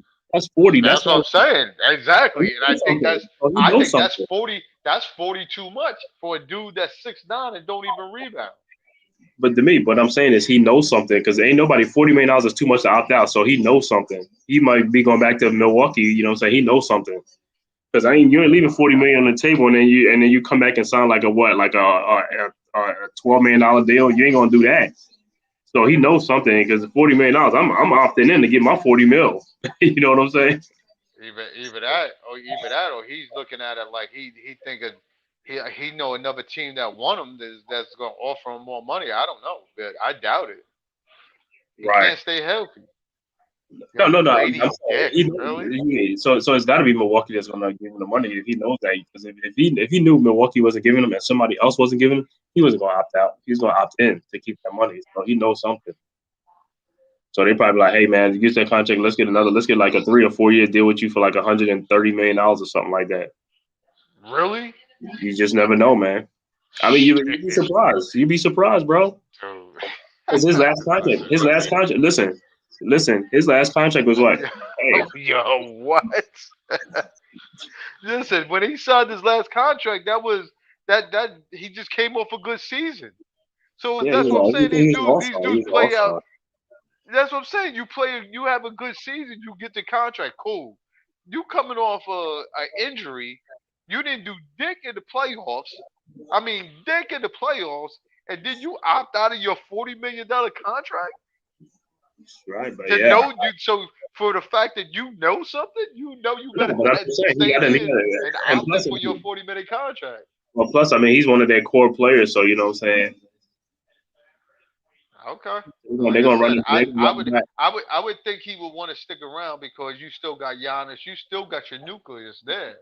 But No, you opting out to play with how you want them to give you a new contract or something. no, no, no, no. And That's listen, I know pointless. that's what I'm saying. Obviously, he knows something within the organization. I mean, they like Right.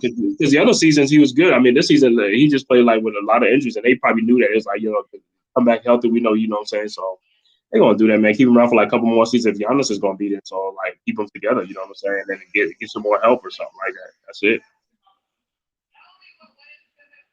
Oh God. But hey, shit, like I said, you hear like you like what the hell happened, man? You know what I'm saying? It's like you hear some other deals. It's like what you call it? Uh,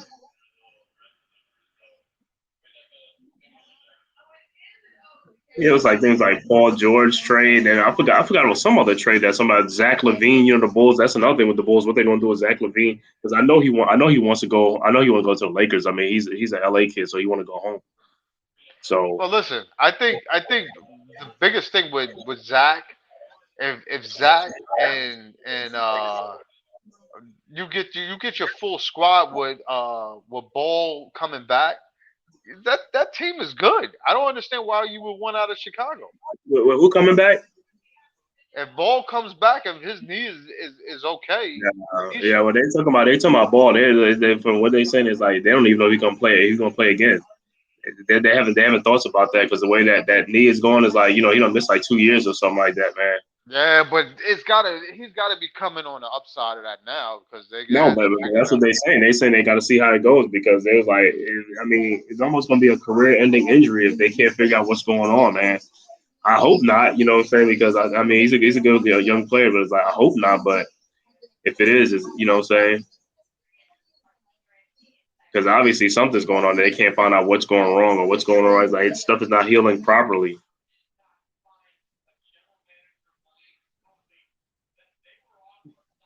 Yeah, I thought that was a good sign when they got Ball at the time, man. He was doing good with them. I mean, early on when he was playing, then he got hurt, and then things just kind of went a little bit haywire. But he was doing good with them, when he was playing. Right.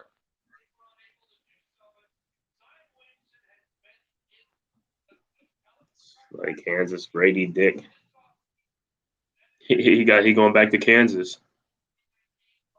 He said he That's going back to crazy. Kansas. He got his red. He gonna click his heels.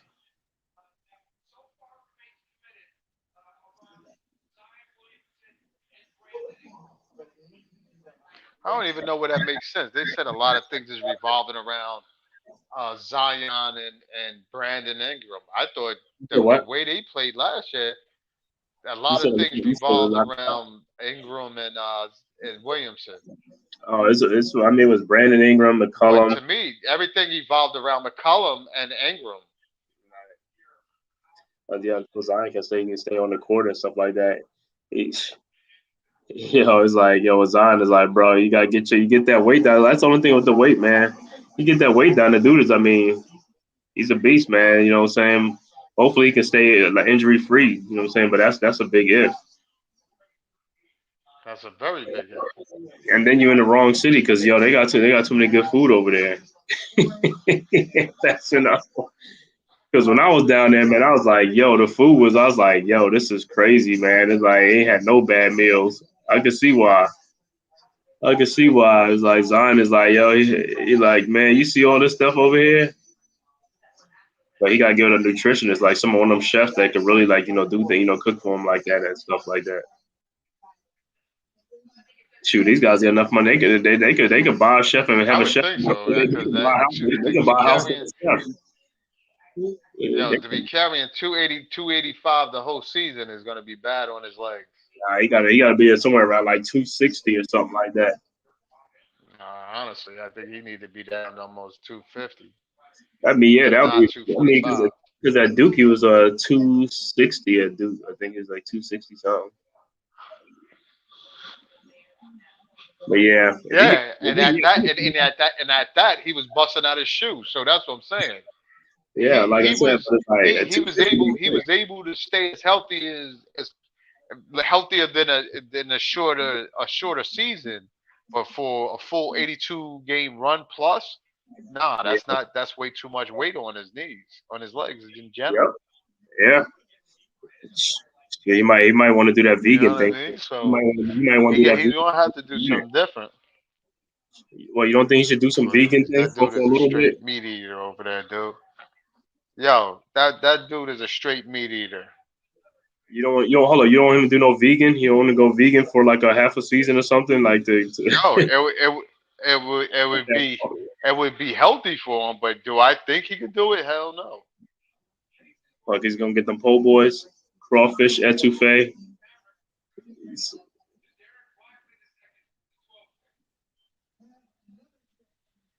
You're right. They made the deal. Uh,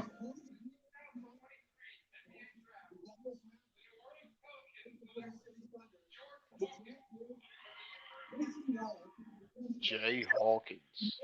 Davis Bertans. Hawkins just got picked from UConn. Yeah. Oh, that's good. That's a good pick. That dude, he could.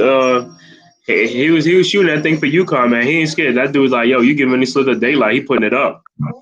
Nah, He was putting it up. nah. He listen. Another pick that to me should have went a lot higher. Right. I was like, that boy. I was like, boy, that boy got some ice in his veins. He was letting that stuff fly. If they let him open for a second, he was letting that stuff fly, and they was going in. Again, is he going to be around enough long enough to take McCullough's spot? Who, Hawkins? Yeah. Hawkins isn't McCollum. Isn't what McCollum's the point guard. Hawkins is like a two. You said McCullum's a point guard. McCullum probably played point because that's what they Yeah, named him. yeah. He No, gonna but give him. Yeah, McCollum's gonna play the point guard for which guard? Who's gonna play point guard? Because they got a backup point guard, Kira Lewis. He was supposed to be a starter eventually, but I don't know whatever happened with Kira Lewis, Kyra Lewis, whatever his name is. hmm, Yeah, his cousin Angel Reese. yeah. They paid. They paid. Them nil deals and them kids are getting paid, man. Them kids is loving college now.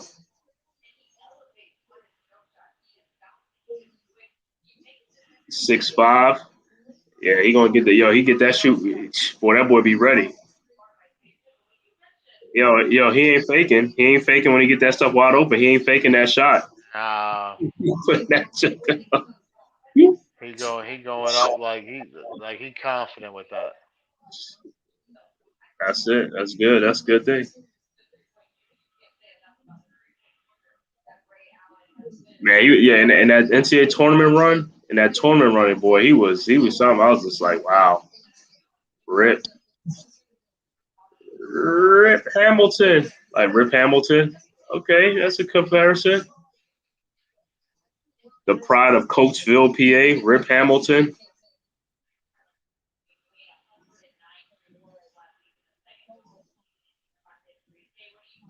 Sizing up that Pelicans hat.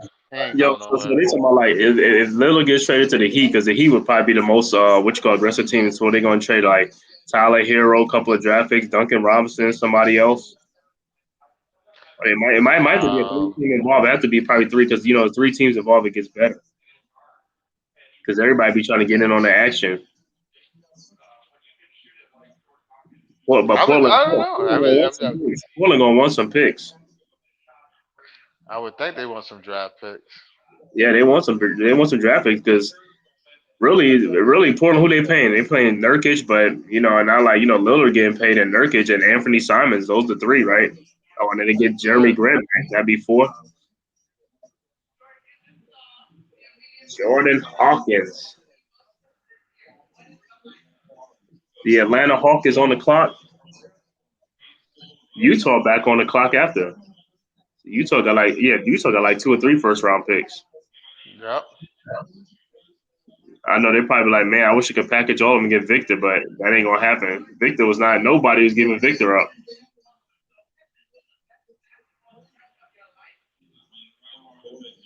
Mm-mm-mm.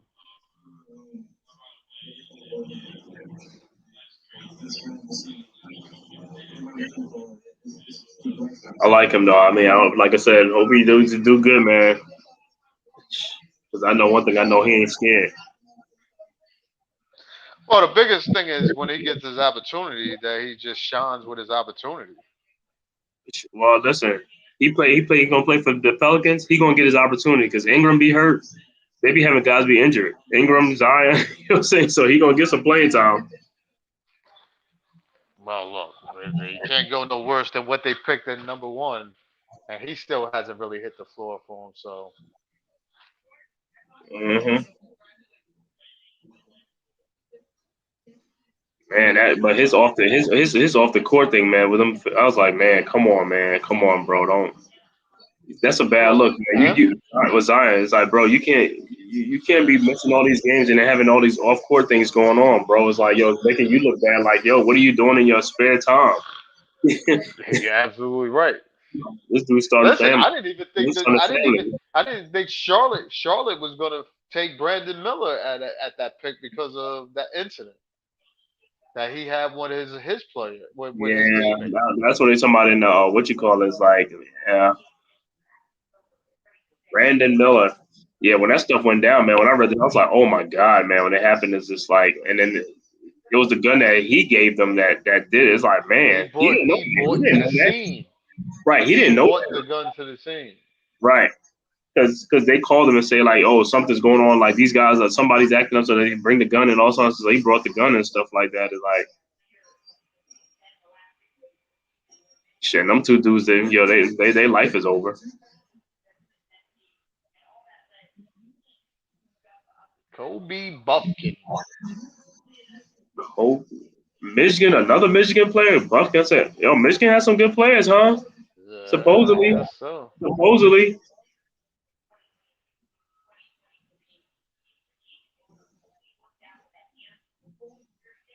But it's kind of crazy because I watched some of Michigan games and I didn't really see nobody that really stood out though on Michigan this year.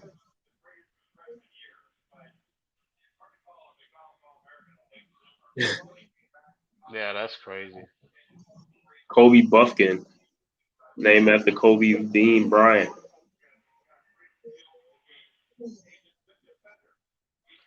Yo, because they was already talking about Trey Young wanted out of Atlanta to go to the LA. They gonna make that happen though. They couldn't take his contract on that You want to salary. go to LA? LA who? Clippers or Lakers? Lakers.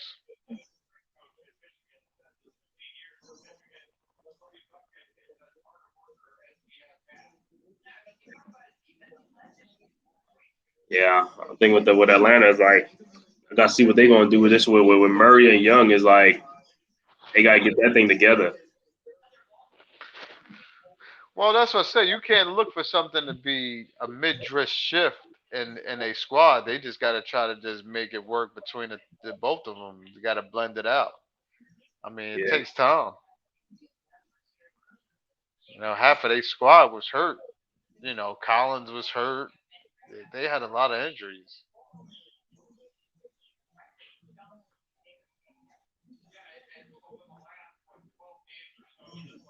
He said, "Yo, there was the hat. Hold on, yo, my man ain't got no shirt underneath. He ain't got no shirt underneath. He just got the Yeah, okay. he's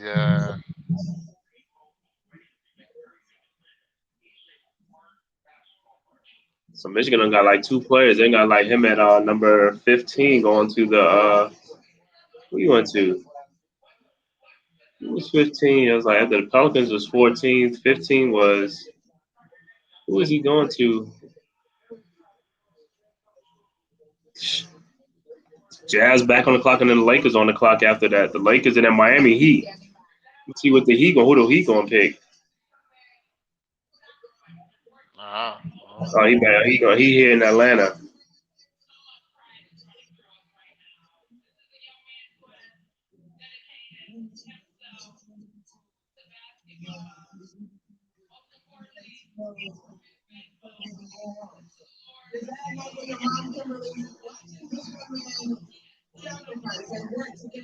Yo, like I said, man, I watched some Michigan basketball, but I didn't see too many of these dudes like Michigan. Like, you know what I'm saying? I'm like, yo, these dudes are first round picks. Listen, I like I told you when I looked down and I saw where what's name just went. I'm like in myself like I would have put him within the top, definitely in the Right. He's top like seven, Hawkins and these guys is like, top man. 8, the 10. Yeah, he should have been a lot higher. But Oh, and then what's name? His brother is still to be picked too. Keegan Murray's brother, Chris Murray, played at Iowa. His I think is his I want to say it's his twin. Yeah, it's his twin brother. Keegan Murray went fourth to the Sacramento Kings this year. 6'10" dude.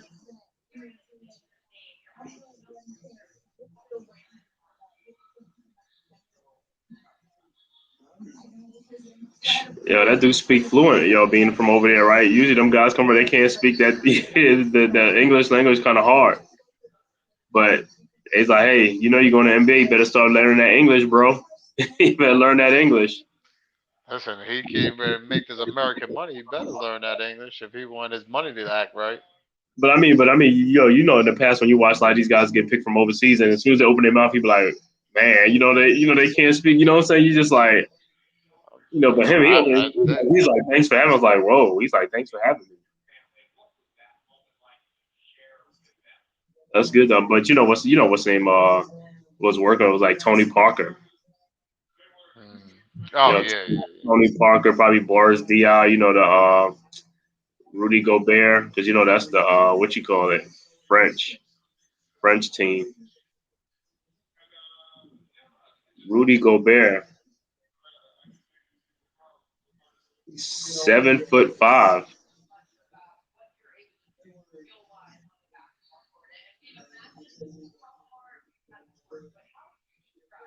Yo, and it's like crazy. Like, yo, you see, like about 5, 10 years from now, you be like, wow, I remember when this kid got drafted, man. He weighed like a buck 90. He said not to say that he gonna put on some big weight, you know what I'm saying? Because you look at KD. KD ain't put no weight on, not that much weight since he been in the league. You know what? The most thing about 10 pounds, 15. Like if you put that on, He's gonna need. That's what I'm saying. Now he put on a lot of size too. That can make him injury prone as well. 7'5". You see what a lot of size did to Yao Ming with his foot problems. Yeah, Yao Ming, yeah. Yao Ming had a big base. You remember his foot, his base was big. You know what I'm saying? It's like he had some weight to him. Yao Ming had some weight to him though.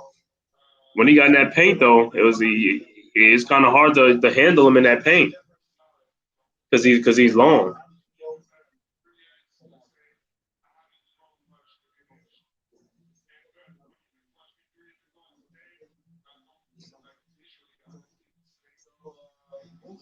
I know he probably was over there. He probably like this is like Man, thank God I'm going to the Spurs. I'm going to a good organization. I'm going to the Spurs. So, Tony Parker, who are he already played for the Spurs and all of them, and Bars Diaw, they all play for the Spurs, so he already had insights.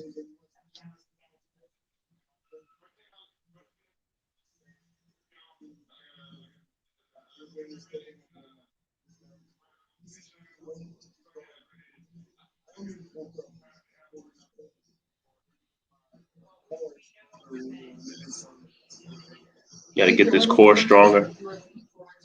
He's got to get his core stronger. He's got to get his weight up. Don't worry, Listen, listen, don't worry. He's in San Antonio. He gonna eat a lot of barbecue. He gonna eat a lot of ribs, a lot of ribs. I would hope so. Either that or But the biggest thing is, like I said, for his size, if he kept it simple instead of trying to play the perimeter and dribble and shake and bake, yo, he could that could only help his career by establishing a little jump hook, a little mid range shot. That's what really would solidify him right there. Hey, that's why he in the NBA now. We're gonna see what he gonna do. You know what I'm saying? Early on, he gonna struggle a little bit, but he gonna get his foot under there. You know what I'm saying? That's what I think with these kids. These, like I said, these kids are coming out, man. They're coming out better too. You know what I'm saying? They play a lot. They play a whole lot. Yeah, but sometimes that's a good or bad thing too, because with the wear and tear of them playing so much, it could break them down a lot sooner. Yeah, but the good thing about him, like I said, he played overseas, so he played against grown men too.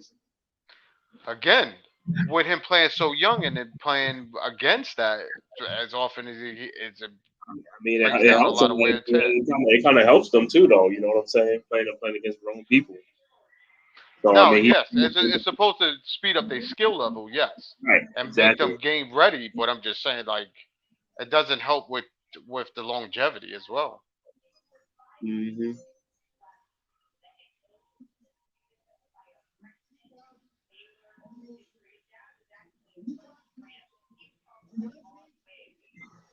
Utah Jazz at the 17-16 pick select Keontae George from out of Baylor. Number 16. Oh, snap. Next up, the Lakers is on the clock, and then the Miami Heat is on the clock. Like Keontae George.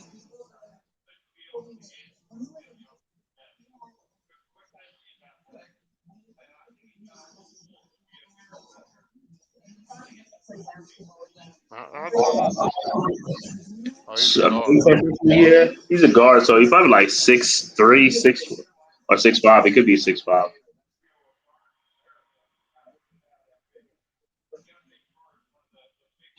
And then And another thing, he going to Utah, but Utah already got Colin Saxton there. he was talking about moving Colin Sexton too. Been some rumors about moving him somewhere else too. Who, Utah? Yeah, I forgot where. I seen it was like with Colin Sexton and stuff like that. If Utah had to trade it or something like that, because like I said, it's like these things. It's gonna be them players move things like that. 6'4". He up there. He got size. Yeah. Yo, what happened to what's his name, man? That was on the Utah Jazz, like Dante Exum. You remember Exum? And he wasn't. Yo, he should still be in the league, or is he still in the league? I forget what team he's on because he ain't that old. He's still Dante Exum got to be in his 20s. That was an offensive foul. Yo, you know what I've seen in the NBA a lot though. When I watch the Celtics, I see so many. Well, not just Celtics. I just see so many people be pushing off when they making their moves. Like, how is that not an offensive foul when they extending their arm and pushing people all the way off?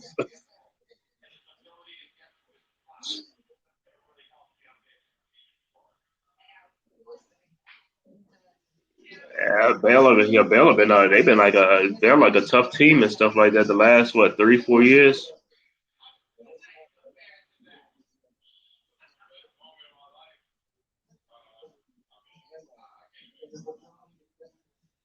Keontae George. So what the Lakers gonna do? What the Lakers gonna do at 17? Because the Lakers keeping that pick. Lakers keeping I, that pick. I the funniest thing is I thought the Lakers was looking to take Jet Howard. Yeah, well, he They went. was He they went was they ahead. was He went ahead. I that's what mean, I said. That's the only change I've seen so far when looking at, like, they were saying the Lakers was supposed to pick him up at 17. So I think that they was looking at him to be still around.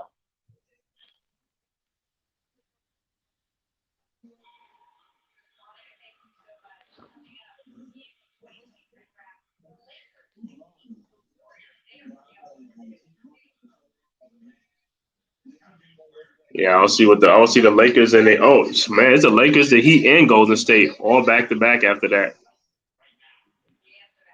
Golden State Warriors, and the Rockets back up. Oh, the Nets got back to back, 21 and 22. Nets got the 21st and 22nd pick. Those are probably part of the what you call the deal, the KD deal or the Kyrie deal. Oh, giving up all those picks. Getting those picks from trading Kyrie and KD. Mm. Yeah, nah, this is definitely teams need to load up. Yeah, the Lakers. I don't know who the Lakers gonna pick now. They should pick a center of some kind. How you think of Golden State gonna do this year, man? You think that Golden State is like they on the backside of their what you call it, man? Their run. They're on the backside of their run. Because guess what? Them young boys in Sacramento could have tore them up, man. I think if De'Aaron Fox didn't get hurt, they was gonna win that series. Because Well, they was they going should have won. right. I think they should have won that series. But the fact is, like I said, they got to see what they're going to do with Draymond Green. You think they're going to extend Draymond Green's contract, I think he's or coming are they back. going to let him go? Because I don't, like I said to you, I don't think Draymond Green is going to be Draymond Green on any other team if he goes anywhere else. But yeah, that's why I think he's going back. I think he's going back to Golden State. So, You like I gotta know said, that. You gotta know that. You gotta know that. Draymond Green, what a team is going to pick up Draymond Green thinking they're going to get a 20-10 dude? Right. No, Listen, they're going to get a 5-10 dude. but that's what I'm saying. See, that's why Draymond opted out so he could be like, oh, so I can get my contract, get another 3 or 4 year with the Golden State. You know what I'm saying? So that's in them contracts. You got to Yeah, jump but ahead. who? Jump But ahead of the curve. what are you getting? You're gonna pay a dude $30 million to be averaging 5 points a game and 10 boards, or 10 to 12 boards. Hey man, he's the glue to their team. He's the glue to their team. So they're gonna run it back. If they're gonna come back again with the same, they're gonna run it back. They're gonna run it back. They'd rather run it back with them three, with him Okay. and what you call it, him, Clay, and Steph. Oh, now they got CP3. And CP3, yeah. But CP3 again, gonna be giving all. you talking a lot of contracts on the books. Who are they gonna have on a roster to be trying to fill those voids? Yeah, You dig what I'm saying? You got but so much money to put on that roster. and they get rid of they get rid of all their young boys because they got rid of Wiseman. They traded Wiseman last year. Now they got Jordan Poole gone. Now the only person got is Kaminga, and they were talking about trading him too. You know what I'm saying? Or he was involved in the trade or something. I don't. You know what I'm saying? So like, Because they can't pay him. Like, look what Draymond's doing. If they stop re-sign Draymond, then what they going to do with Kaminga when his contract is up next year? yeah, but what the thing with the thing with Jordan Poole, because Jordan Poole his contract kicks in this year coming up. I mean they traded him. Correct, but they already dealt him away, so that's one contract off their books. Right. So now they just going. So Draymond was what 25 or 26, so he's gonna come back on the same what 20 million, whatever they pay him, $20 million. But 27. he's 27, so let's say he come back at like 20 for the next 3 years each. $60 million contract, 3 years, 60 million for 3 million. Listen. He's on a team. That's you know what I'm saying. If they want to run it back, they feel like they're gonna run it back with them three for like a couple more years, and it's like that's what they're gonna do. Because after that, that's about it. He ain't gonna get them contracts like that no more.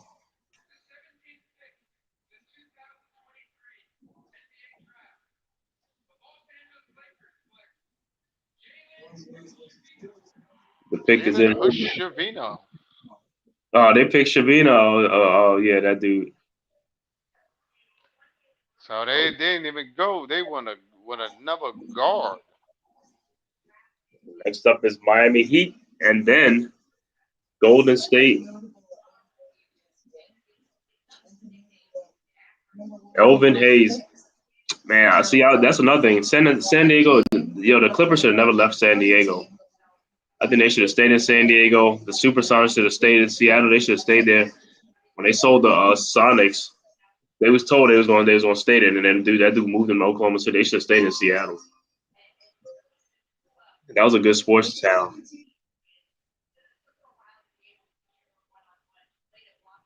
Well, they talking about bringing the Sonics back to Seattle. Mhm. So I Right. don't know why they ever did that. They said that they made it seem like that they couldn't put people in the seats, but they bringing it back there. No. It was never because of the season. They always had fans. The problem was like the guy they sold it to. He promised them he wasn't going to move the team when they sold him, and then a Mm. year, 2 years later, then he moved behind it. He did it behind their back. That's why a lot of teams now, like even like teams get sold, is like they be like, "Oh, you gonna keep them here?" You know what I'm saying? Because if you trying to move them, then like they don't want to sell a team to you.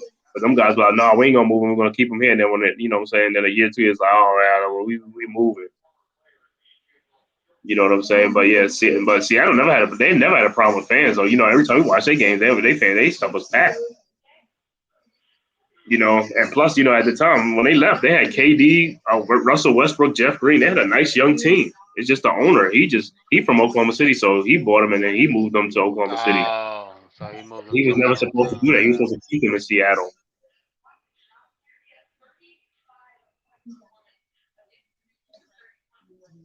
Jalen Hood, Shabino. What's with the Lakers? Lakers be liking these guys with three names because who remember they had that dude that they never really wanted to trade and they finally traded him like last year in the deal or something like that. Get what's that? Talon Horton Tucker. You remember that? Oh, yeah. They like these guys with these three names. And then they even picked up the young boy from San Antonio, the Lonnie that Walker. dude. Yeah, that I thought San Lonnie Antonio was Walker. big on. Yeah, Yeah, Lonnie that Walker. San Right. Antonio was that they was big on. Right. Yeah, I was surprised too, a lot because Lonnie Walker. Yeah, he was. San Antonio was big on him too.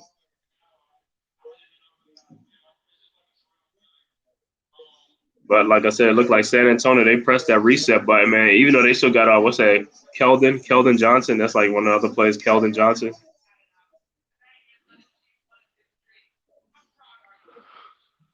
Gee, boy, what's your boy? What's that? Popovich gonna be coaching these young guys. He gonna be coaching these young dudes.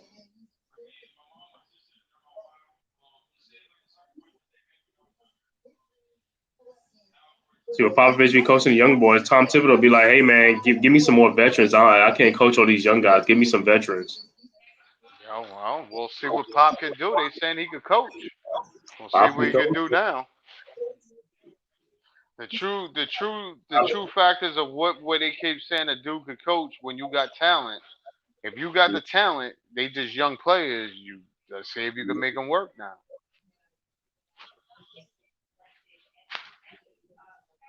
That definitely speaks volumes. You could take some young players and win some games, especially in the NBA. Of course, I mean, but even like what's his name? Same thing with what's that? The Heat coach, Spoelstra. He's a good coach. You know what I'm saying? He's a great coach. You know what I'm saying? Because he been go. You know, he had LeBron and all of them. He you know he worked through that, got him a championship. You know, got a championship. And after that, after they left, then he got the look what he did. And look what these. You know what I'm saying? He's a good coach. He's a good coach. He's better than ours. He Well, look, understands. He understands. whoa. Listen, I'm listening to Jimmy Butler's whole the regiment that they have these dudes under or having them go through.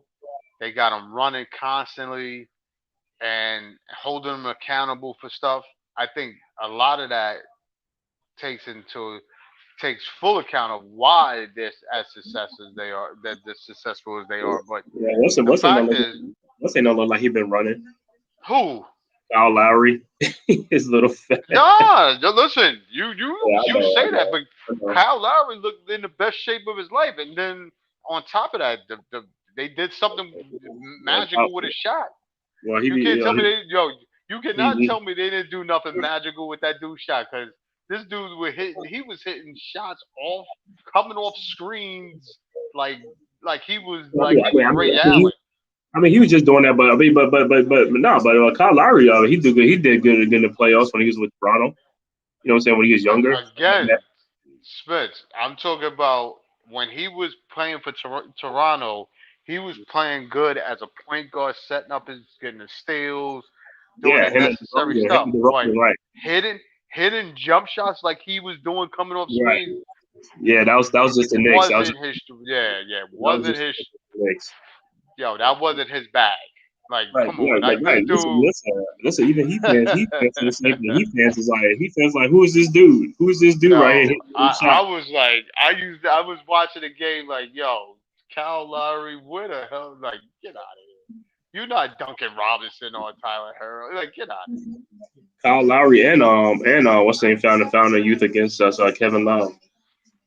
Well, no, Kevin Love was just he did minimum in that series to me. Yeah, he Kevin did. Love, I thought would kill us because again, with leaving a lot of their perimeter shooters open to give them time to take that shot, I thought yes he would have killed us along with them. Nah, but he wasn't that factor to me that really killed the Knicks. It was everybody else but to me but him like Strauss and Vincent.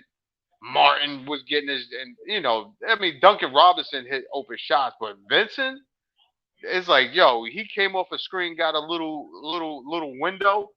It was definitely bang bang. It was that knockdown show for Yo, this a dude right here. This dude is supposed to be like a top 8, bro. him. Who? Cam Whitmore from Villanova. So I know. So he's the one that's sliding down because he was like they had him at like number 7 or 8, depending on what I'm saying. Add him to the Wizards, but he's down at 18. Yo, what the hell They did say he got Miami just 20. pick up? What the what? They say they say he's gonna drop to number 20 to Houston because I don't know if Miami's gonna pick him or Golden State's not gonna pick him. So, wow, he slipped from number 8 to 20.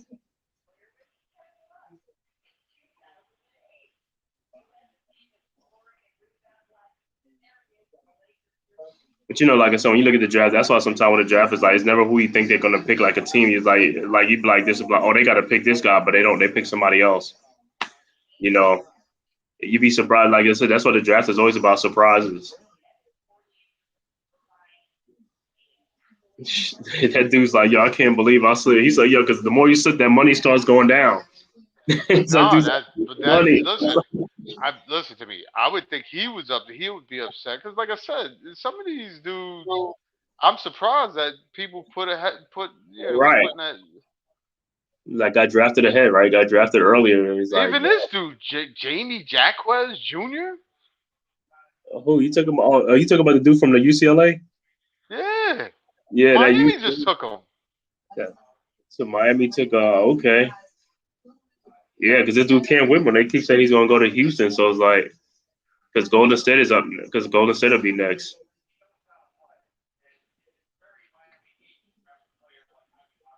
Yeah, so Cam Whitmore, he's the one that slipped. So if somebody pick him. I mean, well, Houston will pick him. Yo, Is like, he's the same size as Hero and Duncan Robinson. yeah, the dude, what's that, Jaime thing with from UCLA? Yeah, that's the dude. He played with. He had a headband on and all that stuff. The Yeah, hair. yeah. Yeah. Hippie looking dude. Right. Well,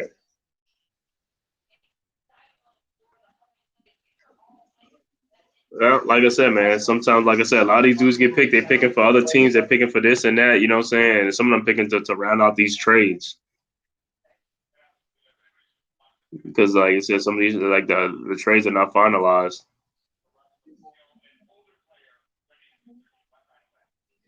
I mean, hockey. Who you remind me of? Like he looked like Adam Morrison. Yes. He like Adam Morrison. Well, he didn't last long, so he was part of that old regime with the Bobcats when they took But Morrison. that Michael Jordan. See, Michael Jordan bought from 275 or 285 million dollars. Now he sold him for $3 billion. Whew. Yeah. That's the thing, yo. You get them teams, boy. You sell them teams now, boy. You talking about 4 billion, 5 billion. It's like, yo, because what's thing got sold? What the Broncos got sold for? What, 6? Oh, the Yeah. Washington, $6 or $7 billion, $6 billion. Yeah, but see, that's my thing is if Jordan to me would have waited another year, so if his squad made the playoffs or some kind of Right, shit like right. that, He could like yo, five, he could have made a lot more because the 5 billion. notoriety coming to that town, like if Melo Right. came back and he was healthy and these dudes made the playoffs, it would have definitely sent it to another level. What this is? I think this is his last pick because I think even though he sold the team, there's like I think he's the one that made this pick on Michael Jordan, or he had Yeah, input in. but I thought they still made him something. He Yeah, had yeah, a position though. he's on a smaller scale, but he's still part of the team, but not like he don't have the majority ownership no more after this one. But he's still gonna be around. You know what I'm saying? Yeah. Well, then in essence, he could have probably he probably could have sold it for more just to keep his shares into the team.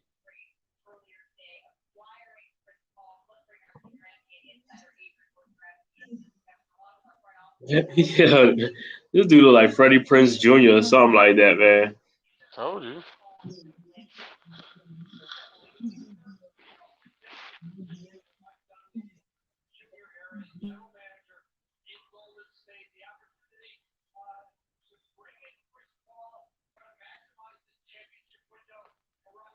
This is they saying this is the Dunleavy move that he brought Chris Paul there.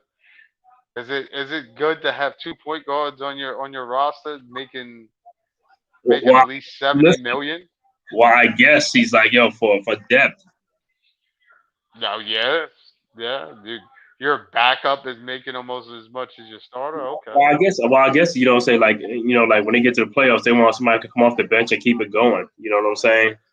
Yeah, well, listen, if he could stay healthy going into the playoffs, that would be great. Right, but you know, we all know he be getting hurt, like hamstring problems. Cause you know that dude was upset that he didn't get an opportunity to do a run back with at least Durant and Devin Booker, and you keeping Aiden. That dude Right, has got to be highly upset that they didn't give him an opportunity to come back healthy to make that run with them.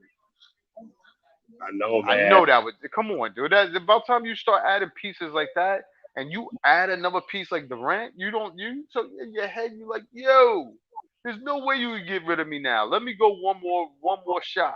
But you hold on. But you know what he said too, because he said like he said what's that had something to do with him getting traded. I think he said Isaiah Thomas, because he said Isaiah Thomas Isaiah is like, Thomas who? Isaiah Thomas. Like, he used to be our GM because Isaiah Thomas now he's a consultant with Phoenix with that new ownership kind of thing now. Isaiah Thomas is a consultant, and that's what was in the Really? paper. Chris Paul saying like you know he said I think Isaiah Thomas had something to do with that me getting traded because you know he didn't find out until I mean he was on the plane when he got traded. He didn't find out you know he was traveling when he found out he got traded. Chris Paul. Hmm. But I'm even surprised, like what you call it, because you know a week ago Phoenix said they just going to outright release him, but they held on to him for this trade. You know what I'm saying, to make this trade happen to get Bradley Beal. You know what I'm saying, because a week before they were talking about just releasing him, but then all of a sudden they held on to him, and now look what he flipped him. They flipped him into Bradley Beal. Well, I guess they look at it like at this point, if they would have released him still, they would have had to still pay him. Right. So at this point, you do a swap. Now you off he just off your books. Brandon Pajemski. Oh really? So they keep the local kid home, Brandon Pajemski. Dude, I don't know what's going on with these picks right now. I'm like, Me what? either, bro. I don't know, man. I don't know, man. Some of these names you be like, it's like for real. So that means and Brooklyn got two picks after Houston. You know what I'm saying? So like Cam is going like at number 20. If not, he probably gonna go to Brooklyn. But I think he's gonna go Houston.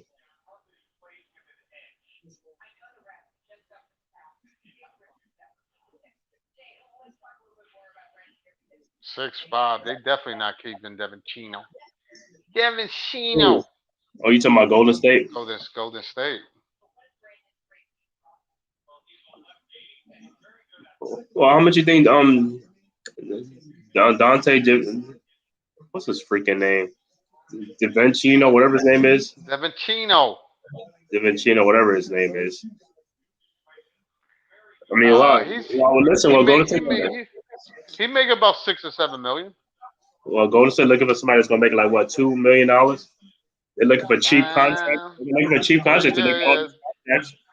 3 or 4. Yeah, they cut down their payroll a little bit. Yeah, they're paying that luxury tax. It's one thing to pay luxury tax if you win a championships, but if you don't win a championships, then that luxury tax is like, then that's a bad thing.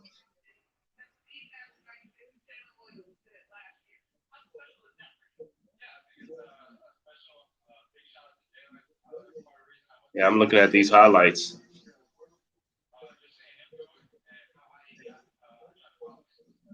Okay, off the bench if he's gonna play. Well, hell, I mean, he might play. He gonna have to play because if they ain't got too much, they ain't got too much left in the paint in the tank.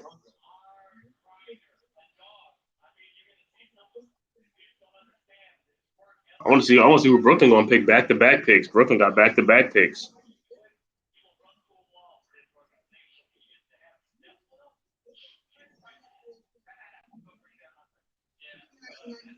Dad is happy for him to have Steph as a mentor. I would think so. Dude is Who? only 20 years old. He said, "Who's his mentor, Steph?" He said it's a good thing that he's going to a team that have a mentor like Steph there. Yeah, Oh yeah,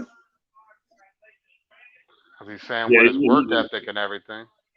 Like I said, the funny thing, like I said, they don't even know, like if they're gonna be on that team or not. You know what I'm saying? They don't know if they're gonna get traded. You know what I'm saying? He said a dog. The dad already know the word. He said he's a dog. Yeah, that's what I'm saying. He pumping him up. He said his work ethic and all that. It's gonna put him over the top. Yeah. The dad is like, he should be on TV, right? He's a good salesman. Hmm. He's telling him like, my son is gonna give you this. He gonna give you everything.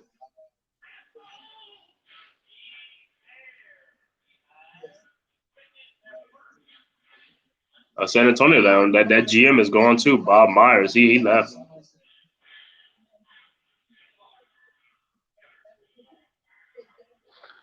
That's Trailblazers. You know that was our pick, number 23. That was our pick that we traded Hmm. the Trailblazers for Harden Cam. And then how you feel about that? Should the Knicks had a kept Cam Reddish? Could he potentially have been something for us? Because Man, I'm saying that why did we trade for him if we wasn't going to use him? they said, well, from what they saying was like the front office is the one that made the trade for him. Thibodeau never really wanted him. And then you see when he Really? came, yeah, and you see what happened. See, that's what I'm saying. If your front office and your coach is not on the same staff, it's like, I mean, on the same page, it's like, come on, man. That's how things flow. It's like if he didn't want him, it's like don't trade for him. I thought he was going to be good for the Knicks because of his size and he played defense and with Thibodeau, but Whoa, Thibodeau whoa, showed whoa, he whoa, whoa, whoa, whoa, whoa, whoa, whoa. Did you say defense? yeah, I mean he can play defense. Cam Reddish play what? Yeah, he played defense better than Julius Randle, bro. Cam Reddish he's a good defensive Whoa, player. whoa, whoa, whoa, whoa. You made a comparison with Julius Randle that he could play. No, I mean, I'm Listen. not comparing. I'm not comparing. I'm Oh, not comparing. No, God. they fully separate, but no, but Cam Reddish is like, he gets like deflections, passes, a defense. He's a better Yes, defensive player. yes, yes. So I Okay, mean, I that's expected just him to playing. be. That's just playing good passing lanes. That's not really good defense. No. But what I'm saying is that for his size too and stuff like that, it's hard. I mean, he ain't gonna ain't gonna be like an easy what you call on him and stuff like that. He'll make it harder for you to to shoot over him and things like that. You know what I'm saying? Because what I don't understand is he played some of these dudes early, and So like Cam, he finally put him in a rotation. When he put him in a rotation, then he made him a starter. Then from a starter, then it was like, oh nah. Then you just regulate him to the bench, and then you didn't play him no more. Then it was like, oh, we got to trade him. yeah, I'm gonna say it like this. Like I said, that's why I don't like Tom Thibodeau as a coach. Like I said, even Obi, the same way he does Obi, it's like he doesn't play him too much, or he does like it's like man, I don't know, man. As a coach, is like I don't think he plays like his substitution patterns are terrible.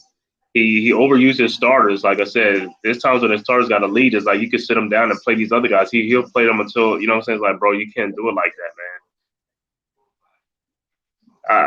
Like I said, as him my coach, like I said, I don't see. I see his ceiling as a coach. Like I don't see the Knicks gonna win no championship with him as a coach.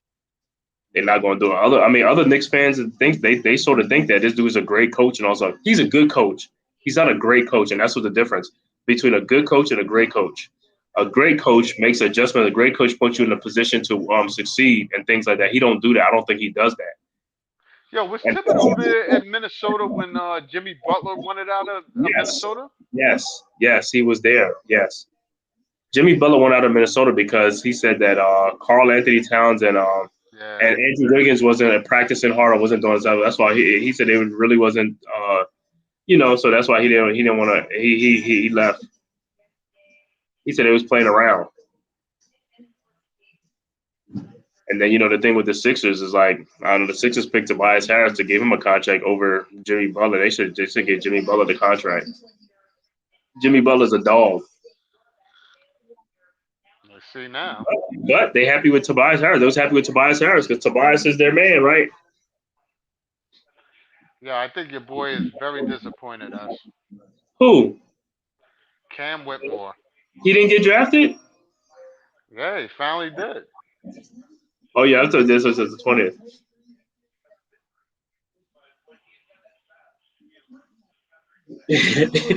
Dude says like, yo, I'm telling you, like, yo, he said like, yo, I dropped 12 spots.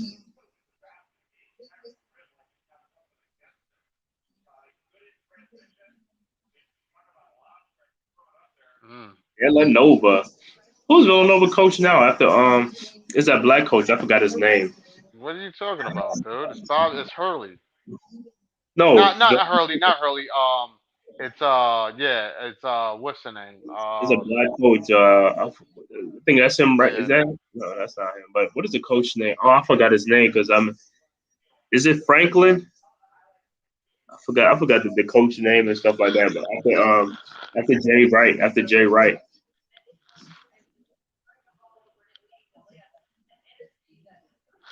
explosive athlete Cam Whitmore.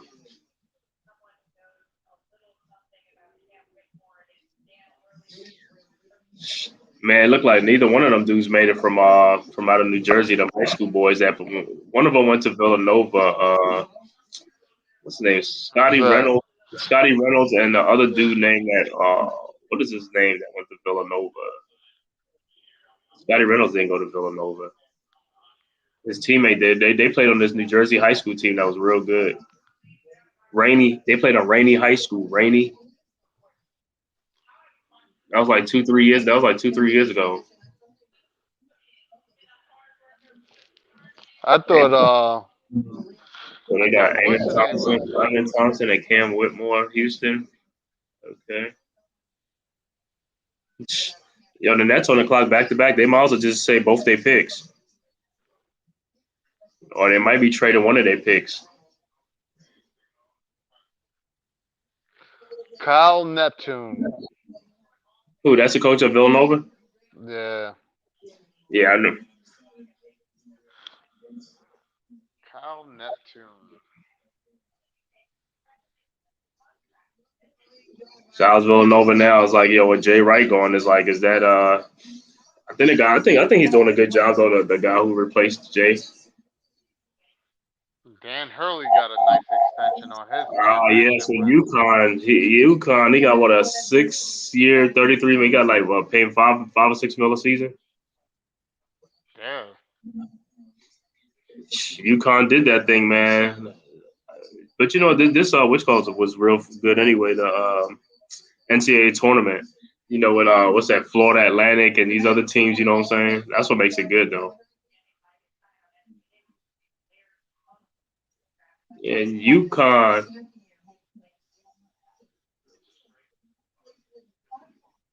yeah, he got that new contract now. Who's The that? Jersey, the Jersey kid. Mm. Yo, what's funny is like when you look at you look at Hurley now, like Danny Hurley, look at him like when he was a young kid, he had the little top on his hair. Now he got no hair. Yo, he was yo. He When I looked totally looked at different. listen, dude, that dude looked old. He's like our age. He looked like he's like 60 years old up there.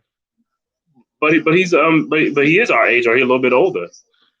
Yeah, he's like a year or two older than us, but he looked like he's 60.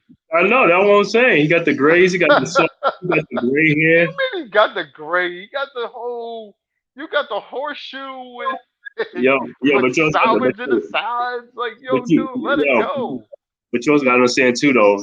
I mean, he's our age, but yo, coaching is like, yo, he gonna lose a lot of gray hairs. He gonna get some gray hairs coaching. There's a lot of Uh, pressure. okay, but look, at this point, let go the sides, dude. It's over. You just like cut the sides off and just go ball. Yo, it's over. What are you holding on to? What are you combing the sides and just leave it like So what's let it thing? go? I mean, what's thing? What's thing? He ain't trying to get rid of like Tom Thibodeau. He got them three lines on the top of his head. No, he still got enough to flap over a little No, he bit. got that squiggly line. Them little three Hey, little pieces. You can cut yo, them pieces as off. now listen, he got more. Thibodeau got more top than Hurley over here.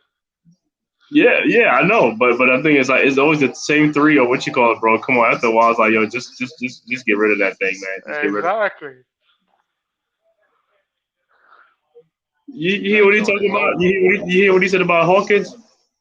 He said Hawkins is going to eat well and put on weight in New Orleans. I was like, yeah, that's what happened to Zion. He's going to eat well and put on weight in New Orleans.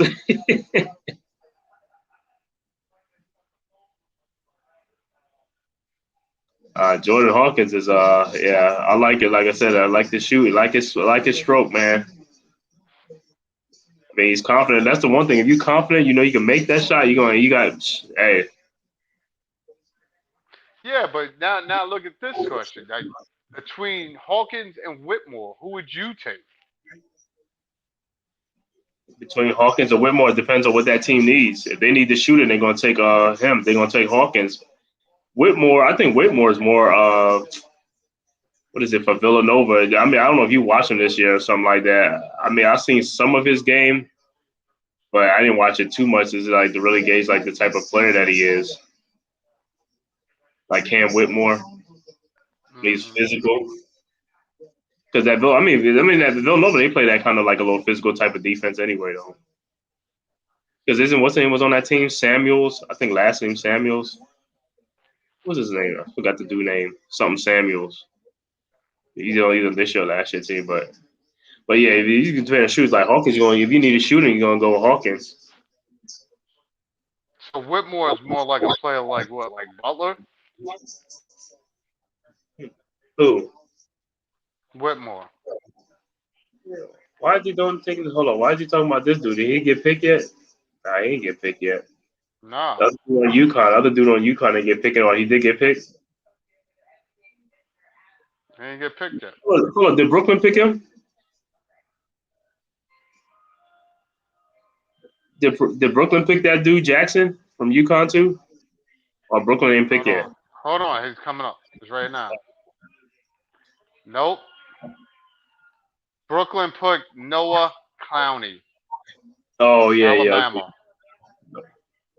Noah Clowney, Alabama. So number 21, they picked Noah Clowney. So they picked number 22, and then Portland picks right behind them.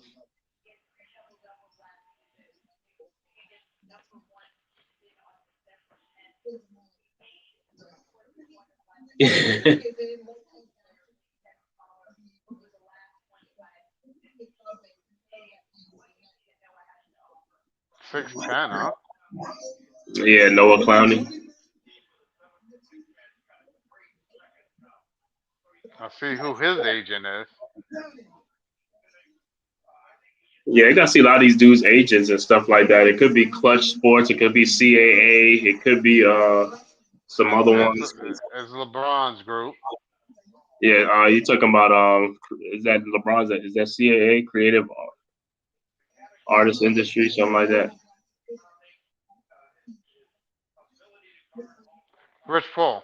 With Rich Paul, yeah, Rich Paul's the or is it Clutch Sports? Is it Clutch Sports? I Clutch think it Sports. is. Clutch. That's Clutch. Yeah, Clutch Sports. Noah Clown, the number one high school player, South Carolina in 2022.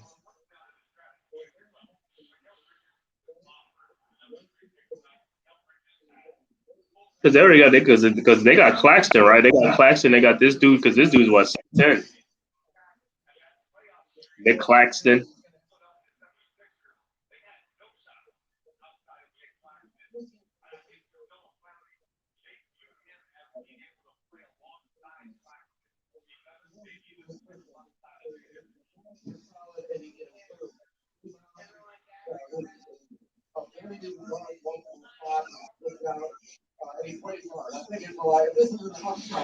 I'm surprised they haven't. I'm surprised they haven't moved the draft. I'm surprised they haven't moved the draft around because it used to be at Madison Square Garden. Now they moved to Brooklyn. And was it? You see that thing with Penn Station talking about they want Madison Square Garden to move because they don't No, feel like really? because they feel like it's not compatible or conducive. Because Penn Station really wants to renovate and really take it to another level. And they want the Knicks to move, but it's gonna be hard for the Knicks to move, man. I'm gonna see where else they're gonna go.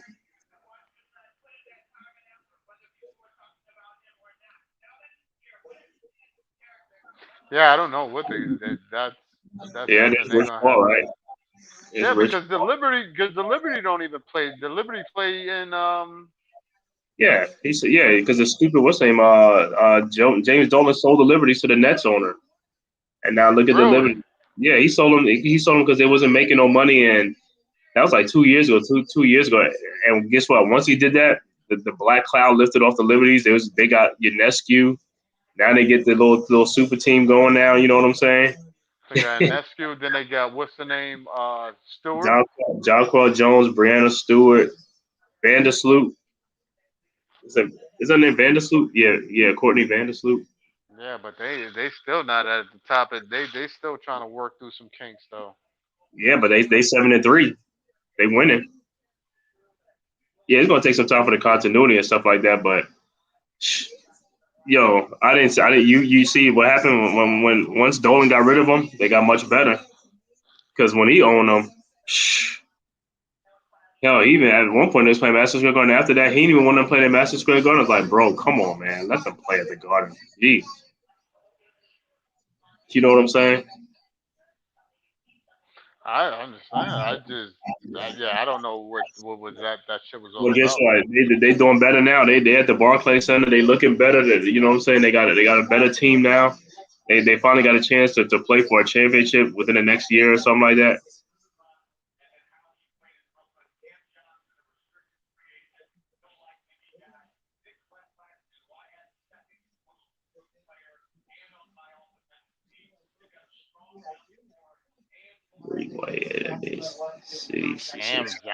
Cam Johnson is coming back.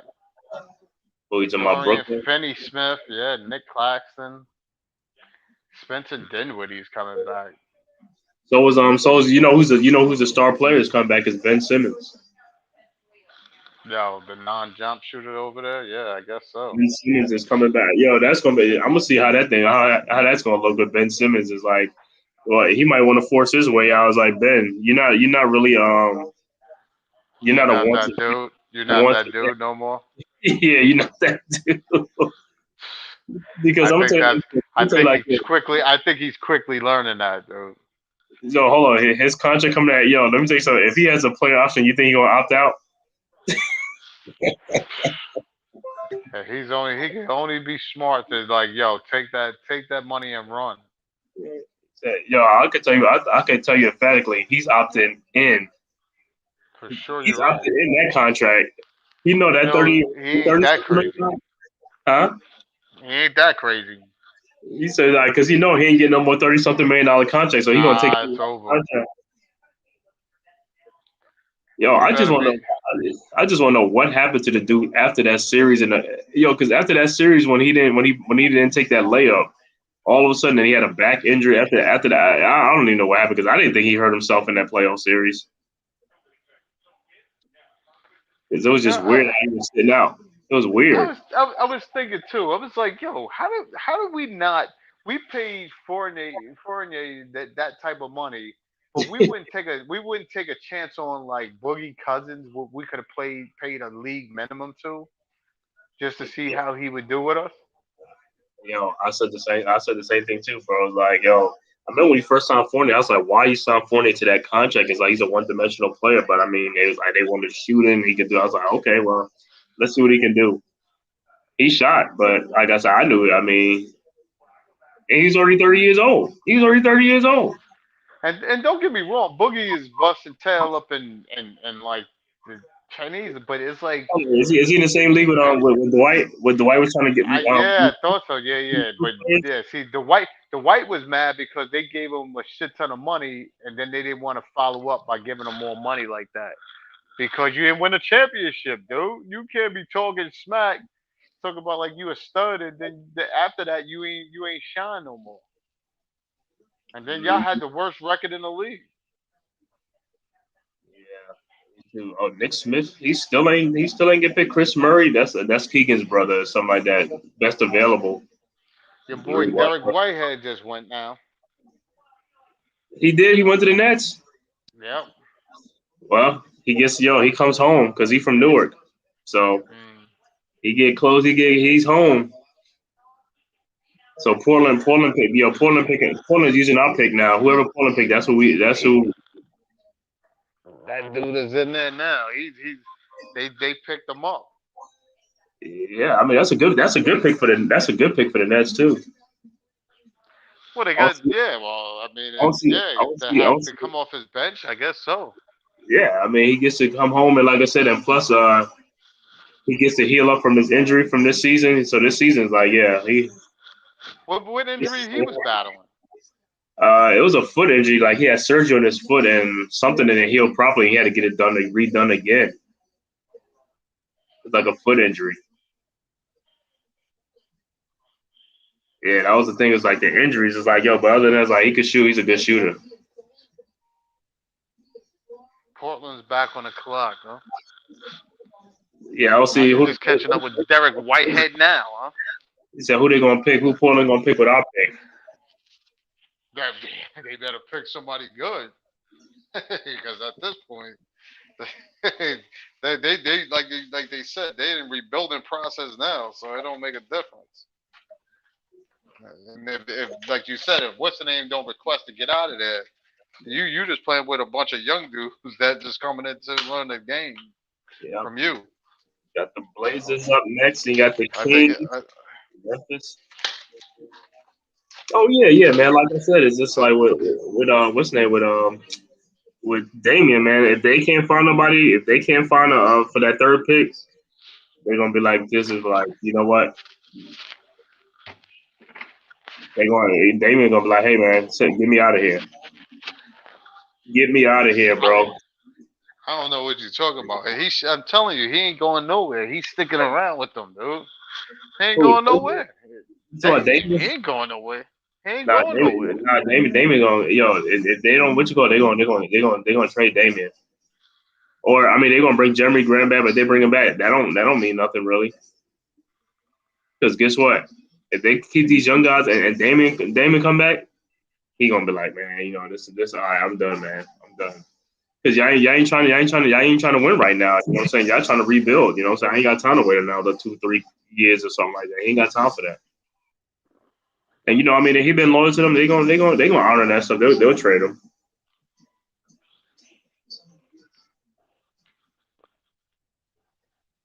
Well, if he's going to Miami, See Bradley Beal. Miami's going to have to give up a lot just to ship him over. Yeah, but like I said, it depends. If it going to a two, if it's a two teams or just them two, yeah, they're gonna think. But if they get 3 or 4 teams involved, then yeah, they can. The other team can absorb some of it. So that's what they're gonna mean. For somebody like Lillard, they're gonna get another team involved.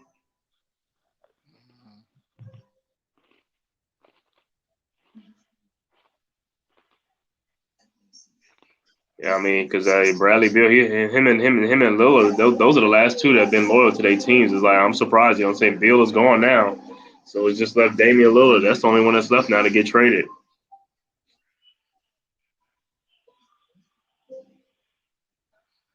So they gonna ship him east. They probably ain't shipping him out west. They're gonna ship him east. They're gonna ship him east. Oh, he was talking Miami, so we'll see. He's at Miami.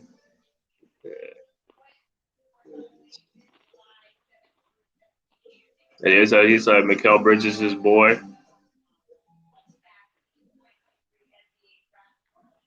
But Damon, shit, he done made a boatload of money. He Who? done, Dame? yeah, Dame done made a Oh boatload of yeah, money. yeah, yeah. He get them extensions, be like 190, be like two something. Yeah, he be getting them stuff, man. He been getting it.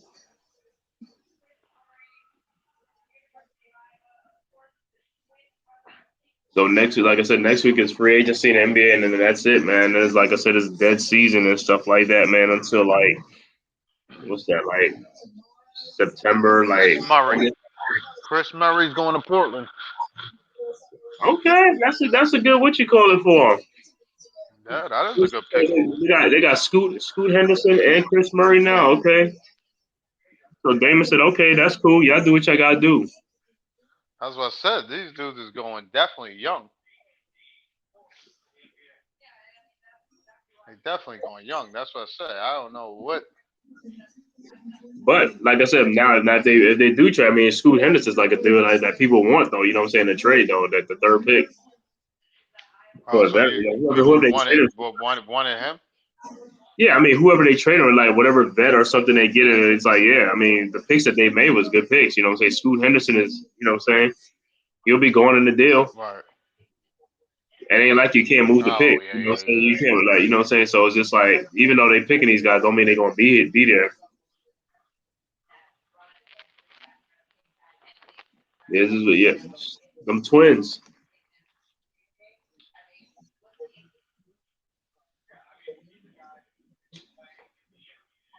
I mean, his brother could shoot too. His brother shoot them threes, but he's 6'10". They both 6. I mean, they're 6'10". That's what I said. They both tall.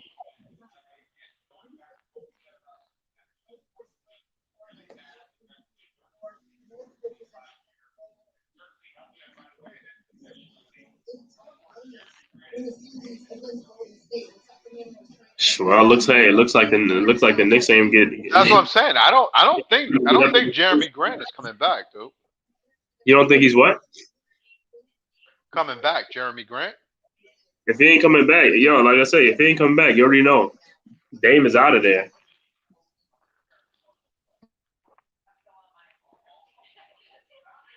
You need more than Jeremy Grant just to be there for him to stay, though. No, I know. That's what I'm saying. That's what I'm saying. He's not coming back. I mean that'll be another thing that'd be like, yo, it's like, yo, yeah, totally is like, yo, I got to get up out of here.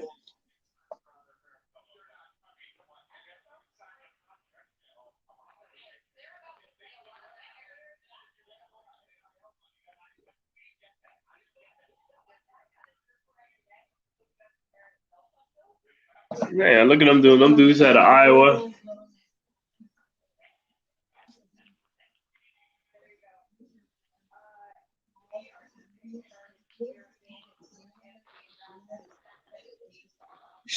Yo, the first round is almost about over, man. Only about four more picks, Yeah, five more picks. that's it. About to get ready for work. Yeah, for sure, my dude. All right. Yeah, I'm about to say, man. Any last words you want to say, man? You know what I'm saying? Yo, listen. I hope for a change for next season, but we coming back with the same roster. Well, you mean you don't know that yet? Listen, I'd like some. Listen, I want some free agent splashes too, but I don't really think Hey, I'm gonna tell it's you going like to be the this. splash we want. You don't know if it's gonna be a splash, or you think it's gonna be a splash, or it's not gonna be a splash. I don't think it's going to be the splash that we look that is gonna be like, oh, that's going to be it. That's gonna take us We over. got something Gonna going. take us over. Yeah, nah. It's going to be something we're going to be like, yo, this a mediocre type ordeal. Da. Like Mm. it's just a lateral. Like, yo, it's nothing that we. I mean, like I said, we got something last year in Jalen Brunson, which I didn't think that was the big that was our big splash. I was like, oh my god, that didn't overwhelm me last year. But to see how he played last year, even into the playoffs, I was like, yo, definitely, I'm glad we got him. You're right. That's what I'm But saying. in So, the, like I said, hopefully, like I said, we need some more dogs, man. We get some more dogs, man. We be straight, man. But so yeah, our big sign is gonna be Josh Hart then. what? Josh You said, Hart is gonna be our big signing. I mean, yeah, I know he's gonna be coming back. I know that part, but I'm talking about like free agency, like they make a trade. If they make a trade, I want to see what's gonna happen. If they don't make a trade, then we come back and we run it back with the same squad. Then That's it. That's what it's I'm what telling it you. is. That's what I'm saying. And I'm not looking. I'm not going to sit up here and pump up. I think we're coming back with basically the same squad, just with more signees. And if we sign Hart to a deal like Fournier, and he comes out to be the same bust as Fournier, we're just going to be disappointed as well. It's gonna be the same You buses. know what I mean? That's what I'm Right. saying. So Uh-huh. listen, I just got to see how free agency go, and then we'll see what we have to work with going forward from there. Oh, okay. So that would be my thing is I'm still open to see what they're trying to do. But it's all good, man. I want to thank you for coming through, man, and everybody who watching the Man Cave podcast. Thank you for checking it out. Like I said, we on like Tuesdays and Thursday nights. Especially when the football season and the basketball season gets back on, really gonna be into it. You know what I'm saying? So thanks everybody, and also if you please hit that like and subscribe button, and also hit that notification bell so that way you can know whenever I come back on. Hear my analysis and views and things like that. Also, the guys who's in the chat and also on the panel and things like that. So thank everybody for coming through. Like I said, until next time, we see you guys on the Man Cave podcast, man. Thanks for coming by. No doubt, dude. Brother from another mother, you know what it is. You already know. All All right. right, dude. Later.